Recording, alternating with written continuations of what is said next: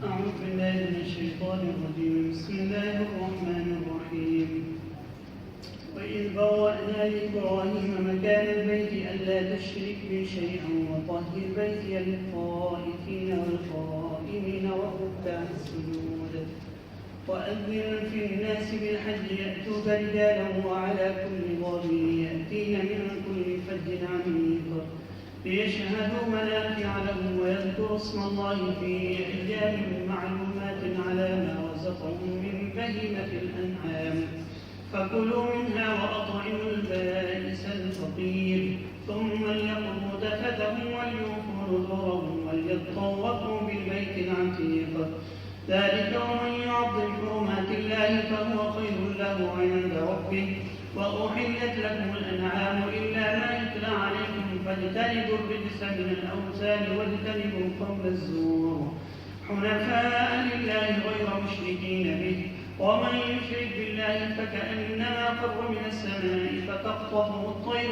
أو تهوي به الريح في مكان سحيق ذلك ومن يعظم شعائر الله فإنها من تقوى القلوب لكم فيها منافع إلى أجل مسمى ثم محلها إلى البيت العتيق ولكل أمة جعلنا مناسكا ليذكروا اسم الله على ما رزقهم من بهيمة الأنعام فإلهكم إله واحد فله أسلموا وبشر المخبتين الذين إذا ذكر الله وجلت قلوبهم والصابرين على ما أصابهم والمقيم الصلاة ومما رزقناهم ينفقون والبدن جعلناها لكم من شعائر الله لكم فيها خير فاذكروا اسم الله عليها صواف فإذا وجبت جنوبها فكلوا منها وأطعموا القانع والمعتر كذلك سخرناها لكم لعلكم تشكرون لن ينال الله لحومها ولا دماؤها ولكن يناله التقوى منكم كذلك سخرها لكم لتكبروا الله على ما هداكم وبشر المحسنين.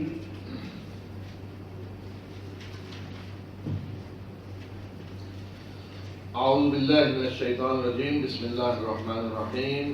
اور اس وقت کو یاد کرو کہ جب ہم نے ابراہیم کو اس گھر کی جگہ بتائی اس تاکید کے ساتھ کہ میرے ساتھ کسی کو شریک نہ ٹھہرانا اور میرے اس گھر کو پاک کریں طواف کرنے والوں اور قیام اور رکوع اور سجود کرنے والوں کے لیے اور لوگوں میں حج کی منادی کر دیں.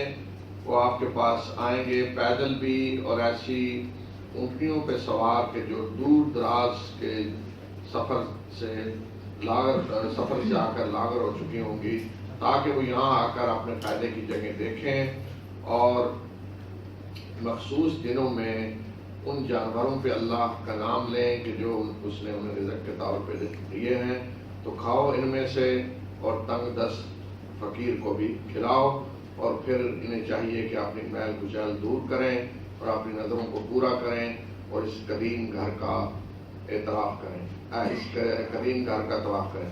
تو یہ بیت اللہ کی تعمیر کا پہلے تو ذکر ہے کہ ہم نے ابراہیم کو وہ جگہ بتا دی. اس سے پتہ چلتا ہے کہ بیت اللہ کی جو جگہ ہے وہ پہلے سے جب سے اللہ تعالیٰ نے کائنات بنائی وہ جگہ متعین تھی کہ یہاں اللہ کا گھر تعمیر ہونا ہے.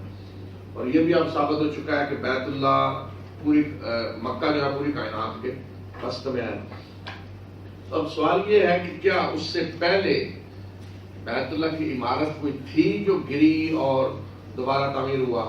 تو ایک رائے علماء کی یہ ہے کہ سب سے پہلے فرشتوں نے اس کو تعمیر کیا اور یہ بھی ہو سکتا ہے کہ اللہ کے گھر کی وہ جگہ اس کی بنیادیں فرشتوں نے رکھ دی ہوں. اور دوسری رائے یہ ہے کہ نہیں سب سے پہلے حضرت آدم نے تعمیر کیا اور اس پہ پھر آگے حضرت ابراہیم نے بنیاد رکھی.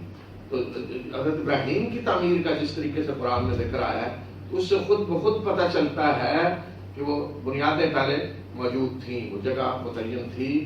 ہوا کہ جیسے انڈر لائن کر دیا جاتا ہے جگہ کو یہ وہ جگہ ہے پتھر رکھ کے نشان لگائے ہوئے ہیں یہ وہ جگہ ہے جہاں گھر تعمیر ہونا ہے.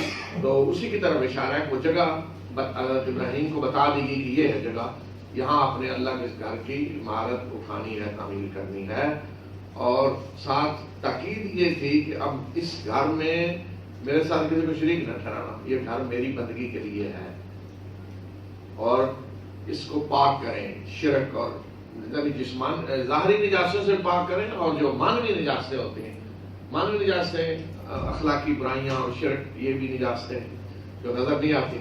ایک نجاستیں مانو کہ آپ کو گندگی پڑی ہے، بدبو آ رہی ہے، لیکن ایک آدمی شرک کر رہا ہے، وہ بھی گندگی اتنی دماغ میں اٹھایا ہوا ہے، لیکن اس کی آپ کو بدبو نہیں آ رہی، ممکن ہے بڑی خوشبوئیں پھوٹ رہی ہوں اس سے ظاہری طور پہ. تو یہ اس طرح کی نجاست وہ کہتے ہیں مانوی نجاست، اور دوسری ہوتی ہے ظاہری جو حص میں سامنے نظر آ رہی ہوتی. تو فرمایا میرے گھر کو پاک کریں طواف کرنے والے کو. اس سے ثابت ہوتا ہے کہ اللہ کے گھر میں سب سے بڑی جو عبادت ہے وہ طواف ہے. پھر دوسرے درجے پہ قیام میں تو نماز بھی آ جاتی ہے، رکوع و سجود وہ نماز ہے. اور لوگوں میں حج کا اعلان کر دیں، منعقد کر دیں، اللہ کا گھر تعمیر کر کے اس کے بعد حج کا اعلان کر دیں. حضرت ابراہیم نے اسی وقت اعلان کر دیا. تو اس کے بعد فرمایا کہ لوگ چلے آئیں گے آپ کے پاس، پیدل بھی آئیں گے حج کرنے، اور ایسی سواریوں پہ آئیں گے کہ جو دور دراز کے لمبے سفر کر کے لاغر ہو چکی ہوں گی، اتنے طویل سفر کر کے لوگ آئیں گے.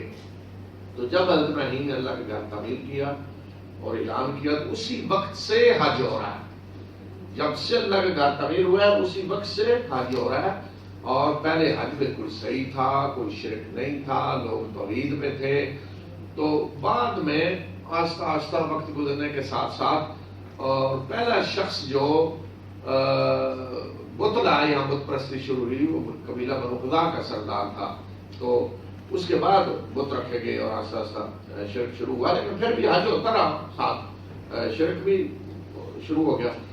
تو فرمایا کہ لوگ یہاں آ کر اپنے فائدے دیکھیں، انہیں پتہ چلے کہ حج میں کیا فائدے ہیں ان کے لیے.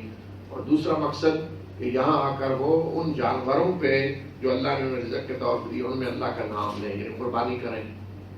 اور اس قربانی میں سے فرمایا کہ خود بھی کھاؤ اور جو تنگ دست فقیر ہیں ان کو بھی کھلاؤ، اور پھر اپنی میل کچیل دور کریں، یعنی حج کے فرائض ادا کر کے بال کٹائیں، پھر آپ نہائیں، حج کے جب ارکان پورے ہو جاتے ہیں اس کی طرف اشارہ ہے، اور اپنی نظریں پوری کریں اور قربانی کریں، اور طواف اس گھر کا قدیم گھر کا طواف کریں. تو یہ جو طواف ہے یہ ہے جسے کہتے ہیں طواف زیارت. یہ فرض ہے، حج کا رکن ہے، جو طواف آخر میں کیا جاتا ہے عرفات سے واپس آ کر. یہ قرآن میں اسی حکم کی بنیاد پہ لیا گیا ہے، یہ حج کا رکن ہے. تو فرمایا کہ یہ ہے وہ چیز جو تمہیں بتا دی گئی ہے، اور جس نے اللہ کی حرمت کی چیزوں کی تعظیم کی تو یہ اس کے لیے اس کے رب کے ہاں بہتر ہے.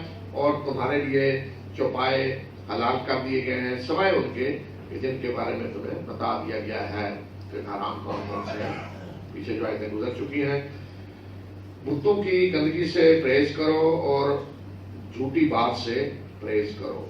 چوپائے جو ہیں فرمایا حلال کر دی گئے، ان میں سے گائے، بھینس، بکری، تو ان میں سے کوئی حرام نہیں ہے، یہ حلال ہے. جو چیزیں حرام ہیں وہ تمہیں بتا دی گئی ہیں. اور جو حرمت کی چیزیں جنہیں اللہ نے محترم قرار دیا، جیسے اللہ کا گھر ہے، قربانی کا جانور، اور اسی طرح وہ عبادت کی جگہ، اللہ کی طرف یکسو ہو کر اور اس کے ساتھ کسی کو شریک نہ ٹھہراؤ. یعنی اللہ کی بندگی کرو یکسوئی سے، اس کے ساتھ کسی کو شریک نہ ٹھہراؤ. اور جس نے اللہ کے ساتھ شریک ٹھہرایا، جس نے شرک کیا، تو اس کی مثال ایسے ہے کہ جیسے کوئی آسمان سے گرا اور اسے یا تو پرندے اچک لیتے ہیں یا ہوا اسے اٹھا کر کسی دور کی جگہ پہ جا کر پھینک دیتی ہے. تو چیترے اڑ جاتے ہیں، یہاں پرندے اچک لیتے ہیں یا ہوا اٹھاتی ہے اور کہیں کسی دور دراز مقام پہ جا پھینکتی ہے. تو اس طرح شرک کرنے والا جو ہے وہ گویا کہ گر جاتا ہے. جس طرح آپ دیکھتے ہیں چڑیا کا بچہ کون سے گر جائے کہ دفعہ پھر وہ نہیں رہتا، دوبارہ وہ تباہ ہو جائے گا، وہ کبھی دوبارہ نہیں بچ سکتا، مرے گا ضرور. اسی طرح انسان جب اللہ کی بندگی کو چھوڑتا ہے تو وہ پستیوں میں جا گرتا ہے. پھر جو کوئی ادھر اچک کے لے گیا، ادھر لے گیا، ادھر ہر در پہ پھر رہا ہے، ہر دروازے پہ پھر رہا ہے، کوئی اسے کہیں سے وہ سکون نہیں ملتا، اور کوئی اٹھا کے ادھر پھینک دیتا ہے، کوئی ادھر پھینک دیتا ہے. یہ ہے بات جس کی تمہیں تلقین کی جا رہی. اور جس نے شاعر اللہ کی تعظیم کی تو حقیقت یہ ہے کہ یہ دلوں کے تقوی کی علامت ہے. اور تم ان جانوروں سے ایک مقررہ وقت تک فائدہ اٹھا سکتے ہو، اور پھر ان کے قربان ہونے کی جگہ اللہ کا قدیم گھر ہے، یہ بیت اللہ میں لے جایا جائے گا ذبح کرنے کے لیے۔ تو یہ جو فرمایا کہ ان سے فائدہ اٹھا سکتے ہو، کیا مطلب؟ اگر ایک جانور کسی نے مقرر کر دیا کہ یہ ہدی کا جانور ہے، اسے لے جایا جائے گا قربانی کے لیے، تو یہ مطلب نہیں کہ اب جب تک قربانی نہ ہو اس میں سواری نہیں ہو سکتی، اس کا دودھ نہیں پی سکتے، فرمایا کہ اس وقت تک فائدہ اٹھا سکتے ہو، ان کا دودھ بھی اور سواری کی ضرورت ہے سواری بھی کر سکتے ہو۔ اور ہر امت کے لیے ہم نے قربانی کا طریقہ مقرر کیا تاکہ اللہ نے انہیں جو جانوروں کا سے رزق دیا ہے اس پر وہ اس کا نام لیں، یعنی شکر کے طور پہ وہ جانور جو اللہ نے دیے ہیں جن سے وہ فائدے اٹھا رہے ہیں وہ ذبح کریں اللہ کے نام پہ، وہ ہے کہ یہ اللہ کے شکر ادا کرنے کا طریقہ ہے۔ اور تمہارا معبود ایک ہی معبود ہے، اسی کے حوالے کرو اپنے آپ کو، اور ان لوگوں کو خوشخبری دے دیں جن کے دل اللہ کے آگے جھکے ہوئے ہیں۔ جو یہ وہ لوگ ہیں کہ جب ان کے سامنے اللہ کا ذکر کیا جاتا ہے تو ان کے دل دہل جاتے ہیں، اور جو مصیبت انہیں پہنچتی ہے اس پہ صبر کرتے ہیں، نماز قائم کرنے والے، اور جو ہم نے رزق انہوں نے دیا اس میں سے خرچ کرتے ہیں۔ اور قربانی کے اونٹوں کو بھی ہم نے تمہارے لیے شاعر اللہ میں شامل کر دیا ہے، تمہارے لیے ان میں بڑی بھلائی ہے، اور ان پہ اللہ کا نام لو، انہیں صف بستہ کر کے یعنی کھڑا کر کے لائن میں، اور جب یہ پہلو پہ گر جائیں تو ان کا گوشت خود بھی کھاؤ اور اس کو بھی کھلاؤ کہ جو سوال کر رہا ہے، اور اس کو بھی کہ جو قناعت کر رہا ہے، یعنی جو آگے بڑھ کے نہیں مانگ رہا محتاج ہے اس کو بھی کھلاؤ، اور جو آگے سوال کرنے والا آ کر اس کو بھی کھلاؤ۔ اسی طرح ہم نے ان جانوروں کو تمہارے لیے مسخر کر دیا، یعنی تمہاری خدمت میں لگا دیا تاکہ تم اللہ کا شکر ادا کرو۔ اللہ کے ہاں ان کا جانوروں کا گوشت نہیں جاتا، نہ ان کا خون جاتا ہے، بلکہ اس کے ہاں تو تقویٰ پہنچتا ہے تمہارا۔ اور اس طرح اللہ نے تمہارے لیے ان جانوروں کو مسخر کیا تاکہ جو ہدایت اس نے تمہیں دی ہے اس پہ اس کی بڑائی بیان کرو، اور محسنین بہترین عمل کرنے والوں کو خوشخبری دے دیجیے۔ تو یہ جو فرمایا کہ اونٹ قربانی کے اونٹوں کو بھی اللہ نے شاعر اللہ میں شامل کر دیا، یعنی ان کو وہ احترام وہی دے دیا کہ جب یہ قربانی کے لیے آئیں گے تو اب قربانی اللہ کے گھر کے لیے جو ہو رہی ہے وہ گائے کی بھی ہے، بھیڑ بکری کی بھی ہے اور اونٹ کی بھی ہے۔ تو جو جانور اللہ کے گھر قربانی کے لیے لے جایا جائے گا تو اس کا احترام ہوگا اور وہ شاعر اللہ میں پھر شامل ہو جائے گا۔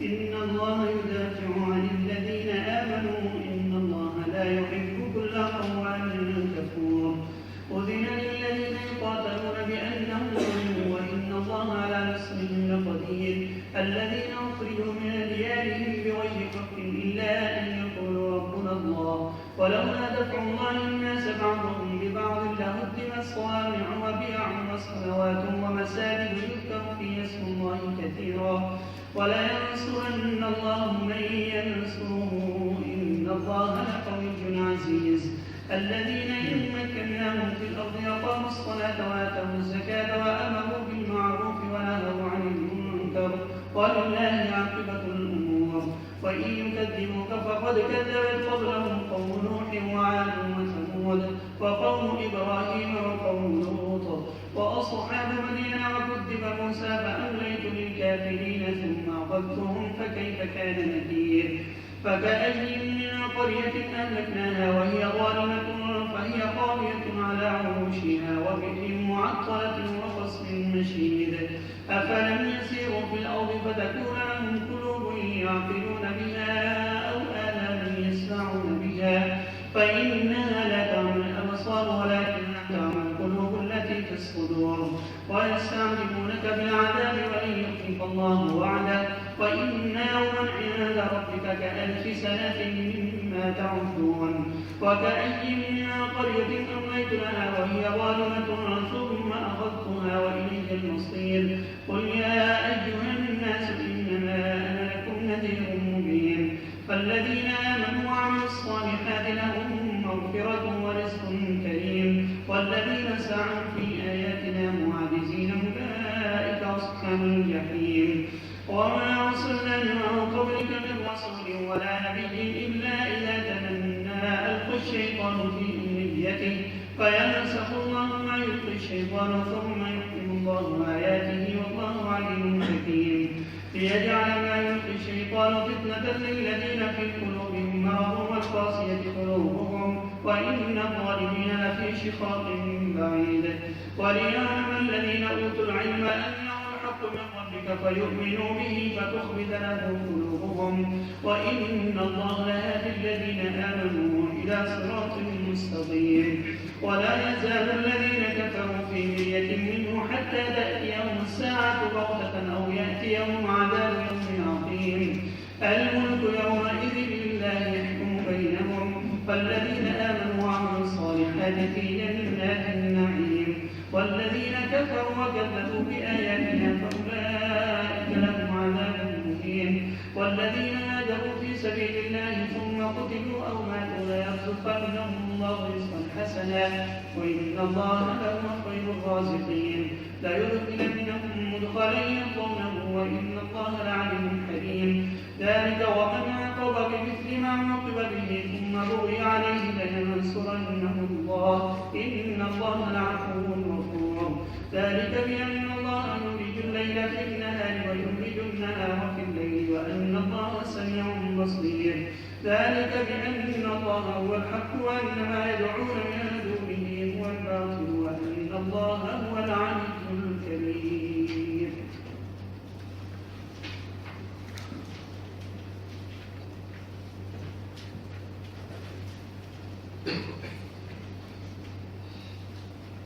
بسم اللہ الرحمن الرحیم. بے شک اللہ ان لوگوں کا دفاع کرتا ہے جو ایمان لائے. بے شک اللہ ایسے کسی شخص کو پسند نہیں کرتا جو خائن اور ناشکرا ہے. جن لوگوں سے جنگ کی جا رہی تھی انہیں اجازت دے دی گئی اس وجہ سے کہ وہ ان پہ ظلم کیا گیا. بے شک اللہ ان کی مدد پہ قادر ہے. یہ وہ لوگ ہیں جنہیں ان کے گھروں سے ناحق نکالا گیا. ان کا قصور اس کے سوا کچھ نہیں تھا. انہوں نے کہا کہ اللہ ہمارا رب ہے اور اگر اللہ بعض لوگوں کو بعض کے ذریعے نہ روکتا تو خانقاہیں اور گرجے اور کنیسے اور مسجدیں جن میں کثرت سے اللہ کا ذکر کیا جاتا ہے یہ گرا دیے جاتے اور اللہ ضرور مدد کرے گا اس کی جو اس کی مدد کرے گا. بے شک اللہ طاقتور اور زبردست ہے. یہ وہ لوگ ہیں کہ اگر ہم انہیں زمین میں اقتدار بخشیں گے یہ نماز قائم کریں گے زکوٰۃ دیں گے اور معروف کا حکم دیں گے اور منکر سے روکیں گے اور انجام کار کی کامیابی اللہ ہی کے ہاتھ میں. تو یہ وہ آیتیں ہیں جہاں سے یہ سورت علماء نے کہا کہ مدنی ہے آگے کیونکہ اس میں جنگ کی اجازت دیے جانے کا ذکر ہے اور یہ مدینہ میں ہوا. تو مدینہ میں تقریباً 1 سال بعد یہ آیات نازل ہوئی. ہجرت کے 1 سال بعد یہ اجازت دی گئی اور اس کے بعد باقاعدہ میں حکم دے دیا گیا کہ تو اجازت تھی.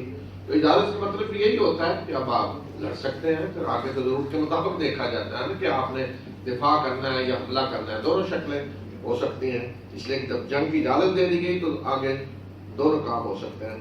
پھر یہاں سب سے پہلے یہ فرمایا کہ اہل ایمان کی طرف سے اللہ دفاع کرے گا. یعنی اللہ ان کا دفاع کرے گا. دفاع کا مطلب ظاہری دفاع بھی ہے جو جنگ میں ہوتا ہے اور وہ دفاع بھی ہے کہ جس میں کسی پہ الزام لگائے جاتے ہیں پراپوگنڈا وہ بھی اللہ تعالیٰ دفاع کرے گا. اس لیے کہ دوسری طرف جو گروہ ہے وہ خائن اور ناشکرے ہیں کافر ہیں تو اللہ ایسے لوگوں کو پسند نہیں کرتا. اور پھر فرمایا کہ جن لوگوں سے جنگ کی جا رہی تھی انہیں اجازت دے دی گئی. کس چیز کی اجازت دے دی گئی؟ اب اقدام کی دفاع کی اب لڑنے کی. اس کا مطلب پہلے اجازت نہیں تھی. تو مکہ میں روکا ہوا تھا مسلمانوں کو کفوا ایدیکم واقیموا الصلاۃ اپنے ہاتھ روک کے رکھیں یعنی کوئی کارروائی جوابی بھی نہ کریں بس نماز قائم کریں. اور یہاں دیکھیں کہا کہ جن سے جنگ کی جا رہی تھی یعنی مسلسل اور ان سے جنگ کی جا رہی ہے. جب سے رسول صلی اللہ علیہ وسلم نے اعلان کیا رسالت کا اور مسلمان دین میں آنے ان نے شروع کیا تو ان سے جنگ چھڑی ہوئی تھی. کافروں نے انہیں ستا رہے تھے عجیب تھے تو جنگ ان کے خلاف تو چھڑی ہوئی تھی لیکن انہیں روکا گیا تھا کہ وہ دفاع بھی نہ کریں. اور آج فرمایا کہ اس لیے اب اجازت دے دی گئی کہ حد ہوگی کہ ان پہ ظلم کیا گیا ہے. اور اب حال یہ ہے کہ انہیں ان کے گھروں سے نکال دیا گیا ہے اور قصور کیا ہے کہ انہوں نے کہا جی اللہ ہمارا رب ہے. اس وجہ سے اب انہیں گھروں سے بھی نکالا گیا. تو اس لیے فرمایا کہ اب اس کی اجازت اللہ نے دے دی ہے کہ کافروں کے خلاف آپ وہ لڑیں. اور کیوں اجازت دی اس میں ایک اور مطلب بتائی کہ اگر اسی طرح مذہب جو ہیں ان میں جنگ کی اجازت نہ ہو تو پھر ظالم لوگ جو ہیں وہ اللہ کے گھروں کو بھی تباہ و برباد کرتے رہیں گے. کسی مسجد اور کسی کنیسہ اور کسی گرجے کسی خانقاہ میں بھی وہ اللہ کے ذکر کی اجازت نہیں دیں گے. تو اس لیے فرمایا کہ اگر اللہ لوگوں کو ایک دوسرے کے ذریعے نہ روکے، ظالموں کو نہ روکا جائے جہاد کے ذریعے، تو پھر تو کوئی عبادت گاہ سلامت نہیں رہے گی. صوامع سے مراد خانقاہیں جو جہاں عیسائی راہب رہتے ہیں، اور بیاہ ان سے مراد ان کے عیسائیوں کے گرجے، اور صلوات سے مراد یہودیوں کی عبادت گاہیں اور مساجد مسلمانوں کی. فرمایا کہ نہ یہودیوں کی، عیسائیوں کی، نہ مسلمانوں کی کوئی عبادت گاہ پھر نہیں بچے گی، سب برباد کر دی جائیں گی جن میں اللہ کا نام لیا جاتا ہے. تو اب دیکھیے مکہ میں کیا حکمت تھی، کیوں جنگ سے روکا گیا؟ اس لیے کہ مسلمان تھوڑے تھے. اگر وہ ذرا بھی کوئی جوابی اقدام کرتے تو اس کا کوئی بڑا فائدہ مسلمانوں کو تو نہ ہوتا، لیکن دوسری طرف بہانہ مشرکوں کو، کافروں کو مل جاتا کہ دیکھیں جنہوں نے یہ جرم کیا ہے، اور وہ سب کو اسی میں کچل کے رکھ دیتے. تو اب چونکہ مسلمان کوئی جوابی اقدام بھی نہیں کر رہے تھے، مسلمان مظلوم تھے اور سب کو نظر آ رہا تھا ظالم کون ہے. تو ہمیشہ فطرتاً لوگوں کی ہمدردیاں مظلوموں کے ساتھ ہوتی ہیں. ظالم کو لوگ ظالم سمجھتے ہیں، بے شک کوئی چپ ہو ڈر رہا ہو، لیکن اندر لوگ سمجھ رہے ہوتے ہیں کہ ظالم کون ہے. تو اس لیے اگر اس وقت اجازت دی جاتی تو اسلام کو ختم کر دیا جاتا. تو یہ حکمت تھی کہ مسلمانوں کو روک دیا گیا کہ نہیں، آپ اپنا دفاع بھی نہ کریں، انہیں جو بھی ظلم کرتے ہیں یہ کریں. اور دفاع کی اجازت اس وقت دی گئی کہ جس میں دو چیزیں جب ہو چکی تھیں. ایک تو یہ کہ مسلمانوں کی اب تعداد اتنی تھی کہ وہ دفاع کر سکتے تھے، اور دوسری بات یہ کہ مسلمان مکہ سے نکل کر الگ اپنی ایک اسٹیٹ بنا چکے تھے، ایک حکومت بنا چکے تھے. اب ایک پورا علاقہ تھا ان کا جہاں ان کا اقتدار تھا. تو اس کے بعد انہیں اس کی اجازت دی گئی. تو اس سے یہ پتہ چلتا ہے کہ جہاد اس چیز کا نام نہیں ہے کوئی بھی اٹھ کے ایسے ہی جہاد کے نام پہ لڑنا شروع کر دے، بلکہ جہاد کے لیے ضروری ہے کہ ایک اسٹیٹ ہو، ایک جگہ ہو جہاں مسلمانوں کا پورا کنٹرول ہو، ان کی حکومت ہو، اور اس حکومت کا کوئی سربراہ ہو، اور وہ سربراہ جو ہے وہ جہاد کا اعلان کرے، جہاد کرنا ہے نہیں کرنا. پورا ایک جیسے ہوتا ہے حکومت کا صدر، وزیر اعظم یا کمانڈر، تو اس طرح جہاد ہوگا. اس کے بغیر نہیں ہو سکتا. یہ نہیں کہ کوئی آدمی کہیں اٹھ کے کہیں چند لوگ ہم نے جہاد کرنا، اس سے فتنہ پھیلے گا، اس سے مسلمانوں کو نقصان ہوگا، اس کا کوئی فائدہ نہیں ہوگا، کوئی نتیجہ نہیں نکلے گا. اور اگر کسی وقت مسلمان کمزور ہیں، اس قابل نہیں ہے کہ وہ لڑ سکیں، تو پھر اسی طرح کسی بھی وقت روکا جا سکتا ہے کہ نہیں جی آپ خاموش رہیں، ابھی ہم اس قابل نہیں ہیں. ظلم کو کرتا ہے تو کریں، آپ مظلوم بنیں، ظلم برداشت کریں جب تک طاقت نہیں آپ کے اندر آ جاتی. آپ دیکھ رہے ہو اللہ تعالیٰ کو یہ علم تھا نا کہ آگے جا کے اجازت دینی ہے، لیکن مکہ میں نہیں دی. کیوں نہیں دی؟ کہ آپ ہم کمزور ہیں. اسی طرح دنیا کی کسی بھی وقت تاریخ میں ہو سکتا ہے جیسے آج مسلمانوں کی حالت ہے، یا پیچھے تھی یا آگے کوئی ایسی کہ جس میں اتنی طاقت نہیں ہے، تو رک جائیں. جو ظلم کر رہا ہے تو کار کریں گے اسے ظلم. اس لیے کہ اگر آپ اسلحہ اٹھائیں گے اور آپ کے پاس طاقت نہیں ہے تو آپ کو کچلا بھی جائے گا، ظلم بھی آپ پہ کیا جائے گا، اور الٹا الزام بھی آپ پہ ہوگا جی آپ ظلم کر رہے ہیں، آپ ظالم ہیں، جس طرح آج جو کچھ ہو رہا ہے مسلمانوں کے ساتھ. پھر فرمایا کہ جو اللہ کی مدد کرے، اللہ اس کی مدد کرے گا جو اس کی مدد کرے گا. اس کی مدد کرے گا جو اللہ کے دین کی مدد کرے گا. دوسرے لفظوں میں یہ کہیں کہ مسلمان اگر اپنی مدد کے لیے اٹھے گا تو پھر اللہ بھی اس کی مدد کرے گا، لیکن جو اپنی مدد کے لیے اٹھنے کے لیے تیار نہیں ہے تو پھر اللہ بھی اس کی مدد نہیں کرے گا. جس طرح بنی اسرائیل کو کہا گیا کہ فلسطین میں داخل ہو جائیں تو انہوں نے کہا نہیں ہم نہیں لڑیں گے، تو اپنی مدد ہی کر رہے تھے، خود جا کے حکومت کریں، قبضہ کریں. تو انہوں نے جب اپنی مدد کرنے کے لیے تیار نہیں ہوئے تو اللہ تعالیٰ نے بھی مدد نہیں کی. اللہ اس کی مدد کرتا ہے جو اپنی بھی مدد کرنے کے لیے تیار ہو، جو خود کچھ کرنے کے لیے تیار ہو. فرمایا کہ اللہ مدد کرے گا تو زبردست ہے، قوی ہے، زبردست ہے. پھر مسلمانوں کے لیے فرمایا کہ اگر ہم انہیں اقتدار دیں تو کیا کرنا چاہیے؟ انہیں نماز قائم کریں، زکوٰۃ، امر بالمعروف نہی عن المنکر. یہ ہے اصل کام جو مسلمانوں کے کرنے کے ہیں، اور یہی رسول صلی اللہ علیہ وسلم نے کیا، صحابہ نے کیا. اس کا یہ مطلب نہیں کہ باقی حکومت کے معاملات، باقی سارے معاملات تو ہوں گے، وہ تو حکومت کا مطلب ہی ہے عدل ہوگا، انصاف ہوگا، میرٹ ہوگا، اقتصادی ترقی، سب کچھ ہوگا، قوانین ضابطے سب پڑھیں گے چھوٹی چھوٹی چیزوں کے لیے، لیکن یہ بنیادی کام ہے جو فرق ہے ایک عام حکومتوں میں اور ایک مسلط اسلامی حکومت میں وہ یہ ہے۔ پھر اس کے بعد رسول صلی اللہ علیہ وسلم کو مخاطب کر کے فرمایا کہ اگر یہ لوگ آپ کو جھٹلاتے ہیں تو کوئی پرواہ نہیں، پہلے بھی ایسے ہوا ہے، ان سے پہلے قوم نوح اور عاد اور سمود اور قوم ابراہیم اور قوم لوط اور مدین والے جھٹلا چکے ہیں، اور موسیٰ کو بھی جھٹلایا گیا۔ تو میں نے ان کافروں کو یعنی جھٹلانے والوں کو مہلت دی، پھر میں نے انہیں پکڑا تو دیکھو کیسی تھی میری جب میں نے پکڑا سزا دی تو کیسی تھی، اور کتنی ایسی بستیاں ہیں جن کو ہم نے ہلاک کیا اس حال میں کہ وہ ظلم کر رہی تھیں اور آج وہ اپنی چھتوں پہ الٹی پڑی ہیں، اور کتنے ایسے کنویں ہیں جو غیر آباد، اور کتنے مضبوط محل ہیں جو کھنڈر بنے ہوئے ہیں۔ کیا یہ زمین میں چلے پھرے نہیں کہ ان کے ایسے دل ہوتے جو سمجھتے اور ایسے کان ہوتے جن سے یہ سنتے، اور حقیقت یہ ہے کہ آنکھیں اندھی نہیں ہوتی بلکہ وہ دل اندھے ہو جاتے ہیں جو سینوں میں، یعنی جو آنکھیں ہیں نا چہرے پہ وہ اندھی نہیں ہوتی، اصل دل اندھے ہو جاتے ہیں، اور اصل اندھا وہ ہے جس کا دل اندھا ہو جائے۔ اس لیے کہ اگر صرف یہ آنکھیں اندھی ہو ان سے نظر نہ آئے تو لوگوں کے اندر بڑی بڑی بصیرت ہوتی ہے۔ آپ دیکھتے ہیں نابینا لوگ بڑے بڑے پڑھے لکھے دانشور، بڑے بڑے سمجھدار، عقل مند بڑے بڑے، لیکن اگر کسی کا دل اندھا ہو گیا ہے تو پھر یہ آنکھوں سے وہ دیکھتا بھی رہے تو اسے کوئی فائدہ نہیں ہوتا۔ اور یہ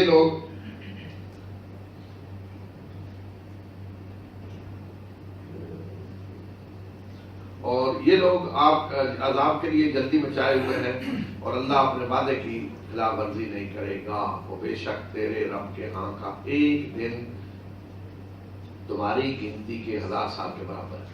سب سے بڑی جو جلدی سے عذاب لے آئے فرمایا عذاب کے لیے جلدی مچائے، لیکن یاد رکھیں کہ اللہ اپنے وعدے کی خلاف ورزی نہیں کرے گا قطعاً۔ کون سا وعدہ جو اللہ نے اپنے رسولوں سے کیا ہوا ہے کہ رسول کو جھٹلائیں گے تو عذاب آئے گا، لیکن اصل مسئلہ یہ ہے فرمایا کہ تمہارے گنتی اور ہے، اللہ کے معاملہ اور ہے، کہ تمہارے اللہ کا ایک دن تمہارے 1000 سال کے برابر ہے۔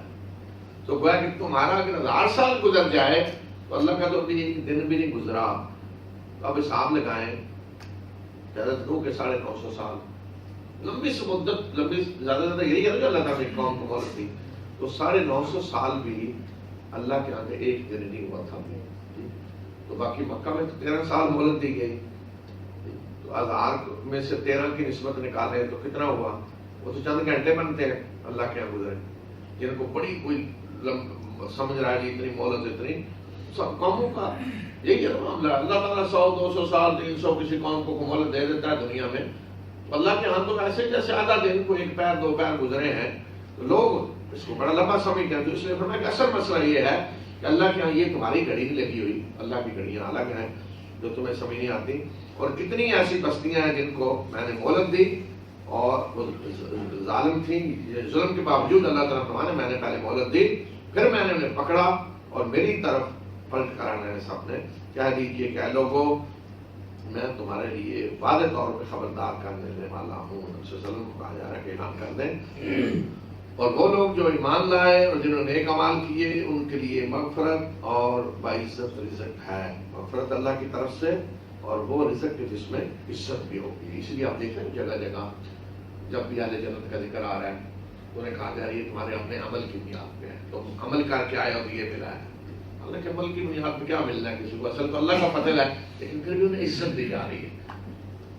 لیکن دنیا میں کیا ہوتا ہے، دنیا کے بعد لوگ اگر کسی کو دیتے بھی ہیں تو ذلیل کر کے دیتے ہیں، حالانکہ ان کا اپنا تو ہوتا ہی نہیں، حکومت کا مال ہوگا، لوگوں ہی کا مال ہوگا، اور انہیں دے کے احسان جتلا جتلا کے بڑا کر دیتے ہیں، ذلیل کرتے ہیں۔ لیکن اللہ تعالیٰ اللہ کے اپنے فضل سے دے گا سب کچھ، لیکن وہ عزت بھی ہوگی ساتھ، فرمایا کہ عزت کی روزی ہوگی۔ اور جنہوں نے ہماری آیات کو نیچا دکھلانے کے لیے دوڑ دھوپ کی تو یہ وہ لوگ ہیں کہ جو جہنم والے ہیں۔ اور ہم نے آپ سے پہلے جو بھی رسول اور نبی بھیجا اس نے تمنا کی تو شیطان نے اس کی تمنا میں گھوڑے اٹکائے، تو شیطان جو وسوسہ راضی کرتا ہے اللہ اس کو مٹا دیتا ہے، پھر اللہ اپنی آیات کو محکم کرتا ہے، اور اللہ جاننے والا اور دانا ہے۔ اور یہ فرمایا شیطان کو جو موقع ملتا ہے وہ کیوں؟ تاکہ جو کچھ شیطان وسوسہ اندازی کرتا ہے اور پروپیگنڈا کرتا ہے اس کو اللہ فتنہ بنا دے ان لوگوں کے لیے جن کے دلوں میں بیماری ہے اور جو سخت دل ہیں، اور بے شک ظالم اختلاف میں بہت دور نکل گئے ہیں. اور یہ اس لیے بھی ہوتا ہے تاکہ جن کو علم دیا گیا وہ جان لیں کہ تیرے رب کی طرف سے حق ہے اور وہ اس پہ ایمان لائیں اور ان کے دل اس کے آگے جھک جائیں. اور بے شک اللہ ایمان لانے والوں کے سیدھے راستے کی طرف رہنمائی کرنے والا ہے. یہ بھی اللہ تعالیٰ کی سنت ہے جو بتائی جا رہی ہے کہ جب بھی اللہ کا کوئی رسول نبی آ کے اپنی دعوت شروع کر دیتا ہے شیطان فوراً حرکت میں آ جاتا ہے. تو اللہ کے نبی تمنا کرتا ہے کیا تمنا کہ لوگ ایمان لائیں اور شیطان اس میں روڑے اٹکاتا ہے کہ اللہ کے نبی کی تمنا پوری نہ ہو کہ لوگوں کو پراپگنڈا اور اندازی اور جھوٹے الزام اور یہ کہو اور شبہات میں شکوک و شبہات پیدا کرنا دعوت میں. تو یہ شیطان کی ہوتی ہے ساری سازشیں. لیکن فرمایا کہ پھر ایک وقت آتا ہے شیطان کی یہ ساری پھیلائی ہوئی سازشیں شبہات اور سارا اللہ مٹا دیتا ہے اور جو اللہ کی آیات ہیں وہ محکم ہوتی ہیں واضح کامیاب ہوتی ہیں لوگ ایمان لاتے ہیں. پھر وجہ بتائی کہ یہ کیوں ہوتا ہے تاکہ اللہ شیطان کو جو مہلت دیتا ہے اس کے ذریعے امتحان لے. کن کا جن کے دلوں میں بیماری ہے ان کو یہ چیزیں بڑی پسند آتی ہیں, وہ شیطان کی کھلائی ہوئی چیزوں کو بڑا اچھا سمجھتے ہیں. اور جن کے دل سخت ہیں وہ بھی ان چیزوں کے پیچھے پڑتے ہیں. لیکن اسی سے جو ایمان لانے والے ہیں جن کو علم دیا گیا ہے وہ انہی چیزوں سے پہچان لیتے ہیں کہ یہ حق ہے. اس لیے شیطان جس کے خلاف کھڑا ہوگا وہ چیز صحیح ہوگی. یہ کبھی ہوا ہے کہ شیطان جو ہے وہ بھلائی کا حکم کوئی دے رہا ہے تو اس کی تعریفیں کریں. شیاطین کس چیز کو پسند کرتے ہیں؟ شر کو. تو جس چیز کے خلاف شیاطین کھڑے ہوں گے وہ حق ہوگا. اس لیے شیاطین باطل کے مردان. تو اس سے اہل علم پہچان لیتے ہیں کہ شیاطین کدھر ہیں. جدھر شیاطین ہے وہ باطل ہے اور جس کی شیاطین مخالفت کر رہے ہیں وہ حق ہے.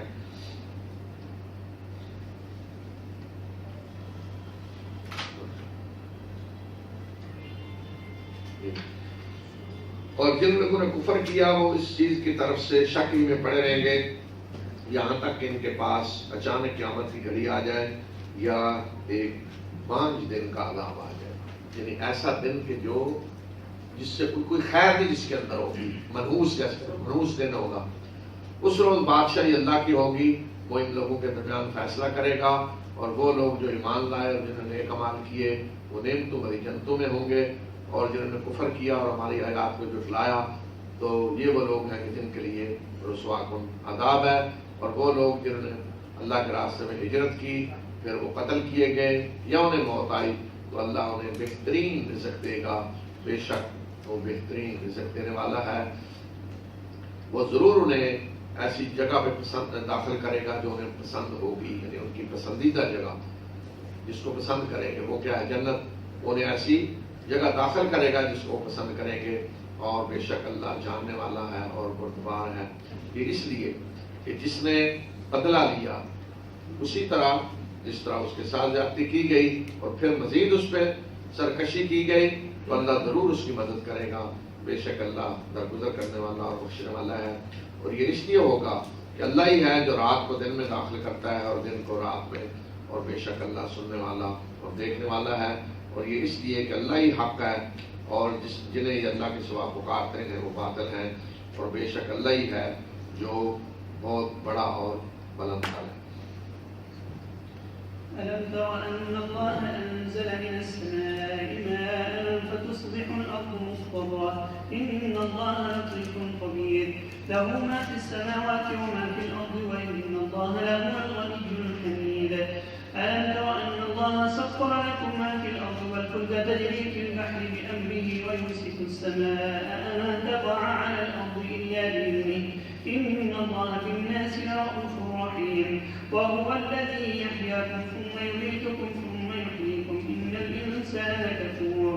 لكل أمة جعلنا منسكا ناسكوه فلا ينازعنك في الأمر وادع إلى ربك إنك لعلى هدى مستقيم. وإن جادلوك فقل الله أعلم بما تعملون الله يحكم بينكم يوم القيامة فيما كنتم فيه تختلفون. ألم تعلم أن الله يعلم ما في السماء والأرض إن ذلك في كتاب إن ذلك على الله يسير. ويعبدون من دون الله ما لم ينزل به سلطانا وما ليس لهم به علم وما للظالمين من نصير.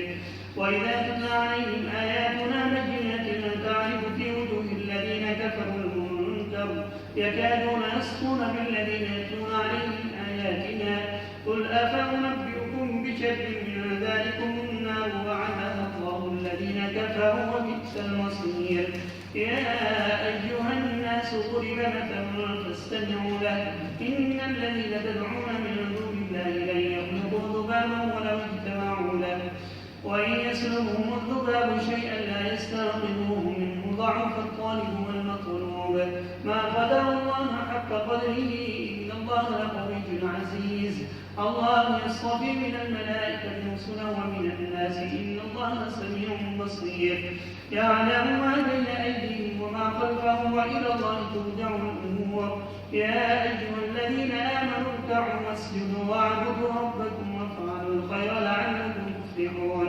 وجاهدوا في الله حق جهاده هو اجتباكم وما جعل عليكم في الدين من حرج ملة أبيكم إبراهيم هو سماكم المسلمين من قبل وفي هذا ليكون الرسول شهيدا عليكم وتكونوا شهداء على الناس فأقيموا الصلاة وآتوا الزكاة واعتصموا بالله هو مولاكم فنعم المولى ونعم النصير.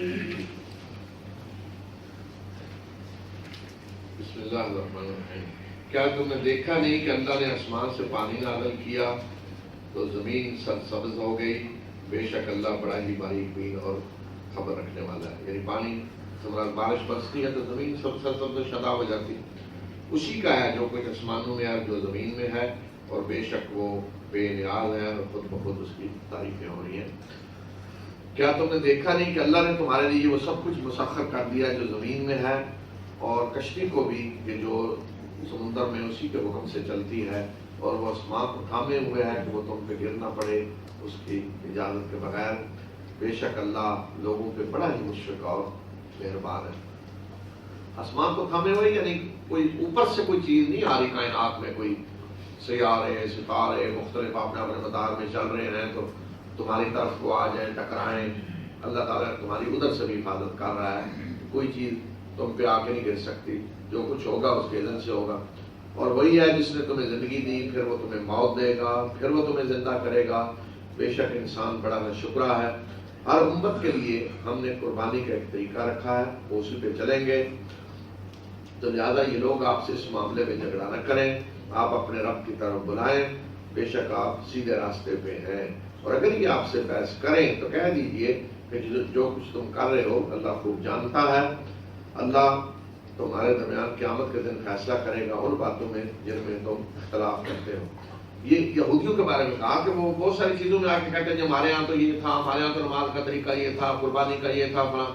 تو اس کے جواب میں فرمایا کہ ہر امت کے لیے اللہ تعالیٰ نے ایک طریقہ رکھا ہے عبادت کا، قربانی کا، عبادت کا. ہر امت یعنی ہر نبی کی امت کے لیے ایک طریقہ بتایا جاتا ہے. مثلا نماز کا طریقہ، عبادت قربانی کیسے کرنی ہے اور تفصیلات، روزہ ہے اس کی تفصیلات. تو یہ ہر امت کے لیے الگ الگ اللہ نے رکھے ہیں. روزہ تو ہر امت میں فرض رہا ہے لیکن اس کی کیفیت الگ رہی ہے، تعداد وغیرہ. اسی طرح قربانی، اس طرح ساری چیزیں. تو فرمایا کہ یہ کوئی ایسی چیز نہیں ہے جس میں آ کے آپ سے بحثیں کریں. ان کے لیے اور تھا، شریعت کا نظام تمہارے لیے اور ہے. آپ بس اپنے رب کی طرف بلائیں، ان کی کوئی پرواہ نہ کریں. آپ سیدھے راستے پہ ہیں. اور پھر بھی اگر بحثیں کرتے ہیں تو انہیں کہہ دیں جو کچھ تم کرے اللہ خوب جانتا ہے اور اللہ فیصلہ کرے گا. قیامت کے دن یہ فیصلے ہوں گے. کیا تم نہیں جانتے کہ اللہ جانتا ہے جو کچھ آسمانوں اور زمین میں ہے اور بے شک یہ سب ایک کتاب میں ہے اور یہ اللہ کے لیے بڑا آسان ہے. جو کچھ آسمان زمین میں ہے یہ سارا کچھ ریکارڈ اس کا ایک رجسٹر میں درج ہے. سارا سپر کمپیوٹر جو ہے نا اللہ کا، اس میں پورا ایک ایک چیز کا ریکارڈ ہے. اور کوئی یہ نہ سمجھے یہ کیسے فرمایا کہ اللہ کے لیے بڑا آسان ہے. اور یہ اللہ کو چھوڑ کر ان کی عبادت کرتے ہیں جن کے لیے اس نے کوئی سند نازل نہیں کی اور نہ ہی انہیں اس چیز کا کوئی علم ہے اور ظالموں کا کوئی مددگار نہیں ہوگا. یعنی ان کی عبادت کر رہے ہیں کہ اللہ نے کوئی دلیل ان کے لیے نہیں رکھی، کوئی نوٹیفیکیشن بتایا ہو جی میرے شریک ہیں، اور کوئی اور علمی چیز بھی نہیں ہے. تو ایسے ظالم جو بغیر علم بغیر دلیل کے سب کچھ کر رہے ہیں تو ان کا کوئی مددگار نہیں ہوگا. اور جب ہماری آیات واضح آیات ان کو سنائی جاتی ہیں تو تم کافروں کے چہروں میں ناگواری دیکھتے ہو، چہرے بگڑ جاتے ہیں غصے سے. اور قریب ہے کہ ان لوگوں پہ ٹوٹ پڑیں گے جو انہیں ہماری آیات سنا رہے ہیں. غصہ آ جاتا ہے انہیں اور لگتا ہے کہ بس ابھی اٹھ کے ٹوٹ پڑیں گے، ماریں گے، ان کو لوگ آیات سنا رہے ہیں. تو میں کہ کیا میں تمہیں بتاؤں، اس سے بھی ایک بری چیز، بڑی ناگوار چیز وہ کیا ہے کہ جس کا اللہ نے کافروں سے وعدہ کیا ہے وہ آگ ہے اور وہ بڑا ہی برا ٹھکانا ہے. یعنی یہ آج تمہیں بڑی تکلیف ہوتی ہے قرآن سن کے، بڑی ناگواری، چہرے بگڑ جاتے ہیں. اس سے بھی بدتر چیز بتاؤں کہ جس کو دیکھ کے کیا حال ہو جائے گا، چہرے بگڑیں گے، وہ آگ ہے. جب تم آگ میں داخل ہوگے، اس آگ کا اللہ نے کافروں سے وعدہ کیا ہوا ہے. اے لوگوں، تمہارے سامنے ایک مثال پیش کی جاتی ہے، اس کو غور سے سنو. بے شک جن کو تم اللہ کے سوا پکارتے ہو، اگر وہ سارے کے سارے اکٹھے ہو جائیں تو وہ ایک مکھی بھی پیدا نہیں کر سکتے، اور اگر مکھی ان سے وہ چیز چھین کر لے جائے تو وہ اس سے چھڑا بھی نہیں سکتے. کمزور ہے وہ جو مانگ رہا ہے، اور وہ بھی کمزور جس سے مانگا جا رہا ہے. مثال دی کہ جو تمہارے سارے معبود ہیں وہ سارے مل کے اللہ کی حقیر ترین جو مخلوق ہے، مکھی، وہ ایک مکھی بھی نہیں بنا سکتے. چلو بنانا تو الگ بات، مکھی چھین کر کوئی چیز لے جائے چھڑا بھی نہیں سکتے. فرمایا کہ جو مانگنے والے تم، وہ بھی کمزور، اور جن سے مانگ رہے ہو ان کا حال یہ ہے کہ مکھی ان سے کچھ چیز چھین لے چھڑا بھی نہیں سکتے، وہ بھی کمزور. فقیر سے مانگ رہا ہے. انہوں نے اللہ کی قدر نہیں کی جس طرح کہ اس کی قدر کرنے کا حق تھا. بے شک اللہ بڑا ہی طاقتور اور زبردست ہے. اللہ فرشتوں میں سے بھی رسول چن لیتا ہے، لوگوں میں سے بھی. بے شک اللہ سننے والا اور دیکھنے والا. رسول کہتے ہیں اللہ کا پیغام پہنچانے والا، تو فرشتوں میں سے بھی رسول ہیں جو اللہ کا پیغام اللہ کے رسولوں کے پاس لاتے ہیں، یا ویسے کو پیغام لے کے جاتے ہیں. جس طرح فرشتے حضرت ابراہیم کے پاس جو گئے تھے انسانی شکل میں، تو وہ رسول ہی تھے نا، کہ نمائندے بن کے گئے نا، اللہ کے رسول ہے، اللہ نے بھیجا ہے. اسی طرح وہی فرشتے جب حضرت لوط کے پاس گئے ہیں، پیچھے گزری حیات کہ جب قوم لوط آئی اور حرکتیں کرنے لگے، حضرت لوط پریشان ہوئے، تو فرشتوں نے کیا کہا؟ یا لوط انا رسل ربک، کہ اے لوط ہم تیرے رب کے رسول ہیں، یعنی تیرے رب کی طرف سے آئے ہیں نمائندے بن کے پیغام لے کر. کیا پیغام لے کر کہ قوم کو تباہ ہونا ہے اور آپ نکل جائیں فلان ٹائم پہ. تو جو بھی فرشتہ اللہ کا پیغام لے کر آتا ہے اللہ کے رسولوں کے پاس یا اور کہیں، تو وہ بھی رسول ہے. تو مریم کے پاس اللہ کا جو فرشتہ آیا، ابھی فرشتے نے کیا کہا کہ میں تیرے رب کا رسول ہوں، میں اللہ کی طرف سے پیغام لے کر آیا ہوں. تو اس طرح فرمایا کہ فرشتوں میں سے بھی رسول اللہ بناتا ہے، اور انسانوں میں سے بھی ہیں جو اللہ کا پیغام آگے بندوں تک پہنچاتے ہیں. اور فرمایا کہ اللہ سنتا ہے، جانتا ہے، پھر رسول کیا کر رہے ہیں، پیغام پہنچایا کیا، وہ سب اللہ سن رہا ہے اور دیکھ رہا ہے. وہ جانتا ہے جو کچھ ان کے آگے اور پیچھے ہے، اور معاملات سارے اسی کی طرف لوٹائے جاتے ہیں. اے لوگوں جو ایمان لائے ہو، رکوع کرو اور سجدہ کرو اور اپنے رب کی عبادت کرو اور نیکی کے کام کرو تاکہ تم فلاح پاؤ، اور اللہ کے راستے میں جہاد کرو جس طرح کی جہاد کرنے کا حق ہے. اس نے تمہیں چن لیا ہے اور اس نے تمہارے لیے تمہارے دین میں کوئی تنگی نہیں رکھی. یہ دین جو تمہیں دیا ہے اس میں کوئی تنگی نہیں ہے، مشکل نہیں رکھی، آسانیاں اس میں پیدا کی ہیں. کسی پہ اس کی وسعت سے زیادہ اس نے بوجھ نہیں ڈالا.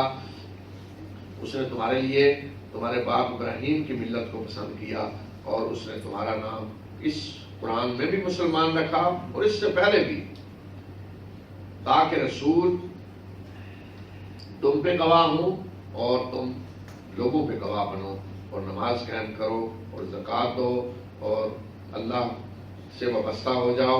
وہی تمہارا مولا ہے، وہ بہترین مولا اور بہترین مددگار ہے. یہ جو فرمایا کہ اس نے تمہارا نام مسلمان رکھا اس قرآن میں پہلے، یعنی تمام کتابوں میں اللہ پر ایمان لانے والے مسلمان ہی تھے، ان کا نام بھی مسلمان تھا. یہود نصارہ اور یہ فرقے بعد میں بنے ہیں، اللہ نے نہیں یہ نام رکھے، یہ خود انہوں نے رکھے. اور تاکہ رسول تم پہ گواہ ہوں، اللہ کے رسول تمہارے لیے گواہ ہوں گے کہ انہوں نے پیغام یہ پہنچا دیا، اور تم نے آگے یہ پیغام پوری انسانیت تک پہنچانا ہے، تم لوگوں پہ گواہ بنو گے. اب مثلا دیکھیں نا، اب اللہ کا کوئی رسول تو نہیں آئے گا نا قیامت تک. اب یہ پوری جو انسانیت ہے، اللہ کا قانون ہے کہ جب تک دعوت نہیں پہنچائی جائے گی عذاب نہیں دیا جائے گا. وما كنا معذبين حتى نبعث رسولا. اب 1 ارب چائنا کی آبادی ہے، تو کل چائنا والے اٹھ کے کہیں گے ہمیں تو کوئی کسی نے دعوت نہیں دی. میں تو کوئی پیغام نہیں کسی نے پہنچایا. ذمہ داری کس کی ہے؟ مسلمانوں کی. وہ پیغام اس طرح نہیں، گواہی یہ نہیں ہے، گواہی صرف جی کچھ چند لوگ جا کے وہ اسپیکر لگا کے وہ کہیں جی مسلمان بن جاؤ. یہ اصل گواہی عملی گواہی ہوتی ہے کہ آپ کا عمل گواہی دے رہا ہو کہ یہ ہے مسلمان، یہ ہے ان کا اخلاق، یہ ہے ان کا کردار. تو خود بخود لوگ اللہ کے دین کی طرف آئیں، یہ ہے مسلمان. آج تو دیکھیں جو آج دور ہے کہ گلوبل ولیج بن گئی ہے دنیا، تو آج تو کوئی چیز چھپی ہوئی نہیں ہے نا دنیا میں کہیں. آج اگر مسلمان صحیح مسلمان بن جائیں اور اسلام جو دین رحمت ہے اس کو ایک نمونہ بنا کے پیش کریں دنیا کے سامنے، حجت پوری ہوگی خود بخود. کوئی عذر ہی نہیں سکے گا اللہ کے سامنے. ساری دنیا کو پتا ہوگا اور یہ ہے دین اور یہ ہے اس کے فائدے اور برکتیں. اور مسلمان سوسائٹی دیکھیں کیسی ہوتی ہے، دنیا ساری دیکھیں کس طرح اللہ کے دین کی طرف آتی ہے. اور جو نہیں آئیں گے ان پہ حجت پوری ہو جائے گی. لیکن آج ہم حجت پوری کرنے کے بجائے ہم تو اللہ کے دین سے حقیقت میں روکنے والے بنے ہوئے ہیں. قد أفلح المؤمنون الذين هم في صلاتهم خاشعون والذين هم عن اللغو معرضون والذين هم للزكاة فاعلون والذين هم لفروجهم حافظون إلا على أزواجهم أو ما ملكت أيمانهم فإنهم غير ملومين فمن ابتغى وراء ذلك فأولئك هم العادون والذين هم بأماناتهم وعهدهم راعون والذين هم على صلواتهم يحافظون أولئك هم الوارثون الذين يرثون الفردوس هم فيها خالدون. ولقد خلقنا الإنسان من سلالة من طين ثم جعلناه نطفة في قرار مكين ثم خلقنا النطفة علقة فخلقنا العلقة مضغة فخلقنا المضغة عظاما فكسونا العظام لحما ثم أنشأناه خلقا آخر فتبارك الله أحسن الخالقين. ثم إنكم بعد ذلك لميتون ثم إنكم يوم القيامة تبعثون. ولقد خلقنا فوقكم 7 طرائق وما كنا عن الخلق غافلين وأنزلنا من السماء ماء بقدر فأسكناه في الأرض وإنا على ذهاب به لقادرون. فأنشأنا لكم به جنات من نخيل وأعناب لكم فيها فواكه كثيرة ومنها تأكلون وشجرة تخرج من طور سيناء تنبت بالدهن وصبغ للآكلين وإن لكم في الأنعام لعبرة نسقيكم مما في بطونها ولكم فيها منافع كثيرة ومنها تأكلون وعليها وعلى الفلك تحملون.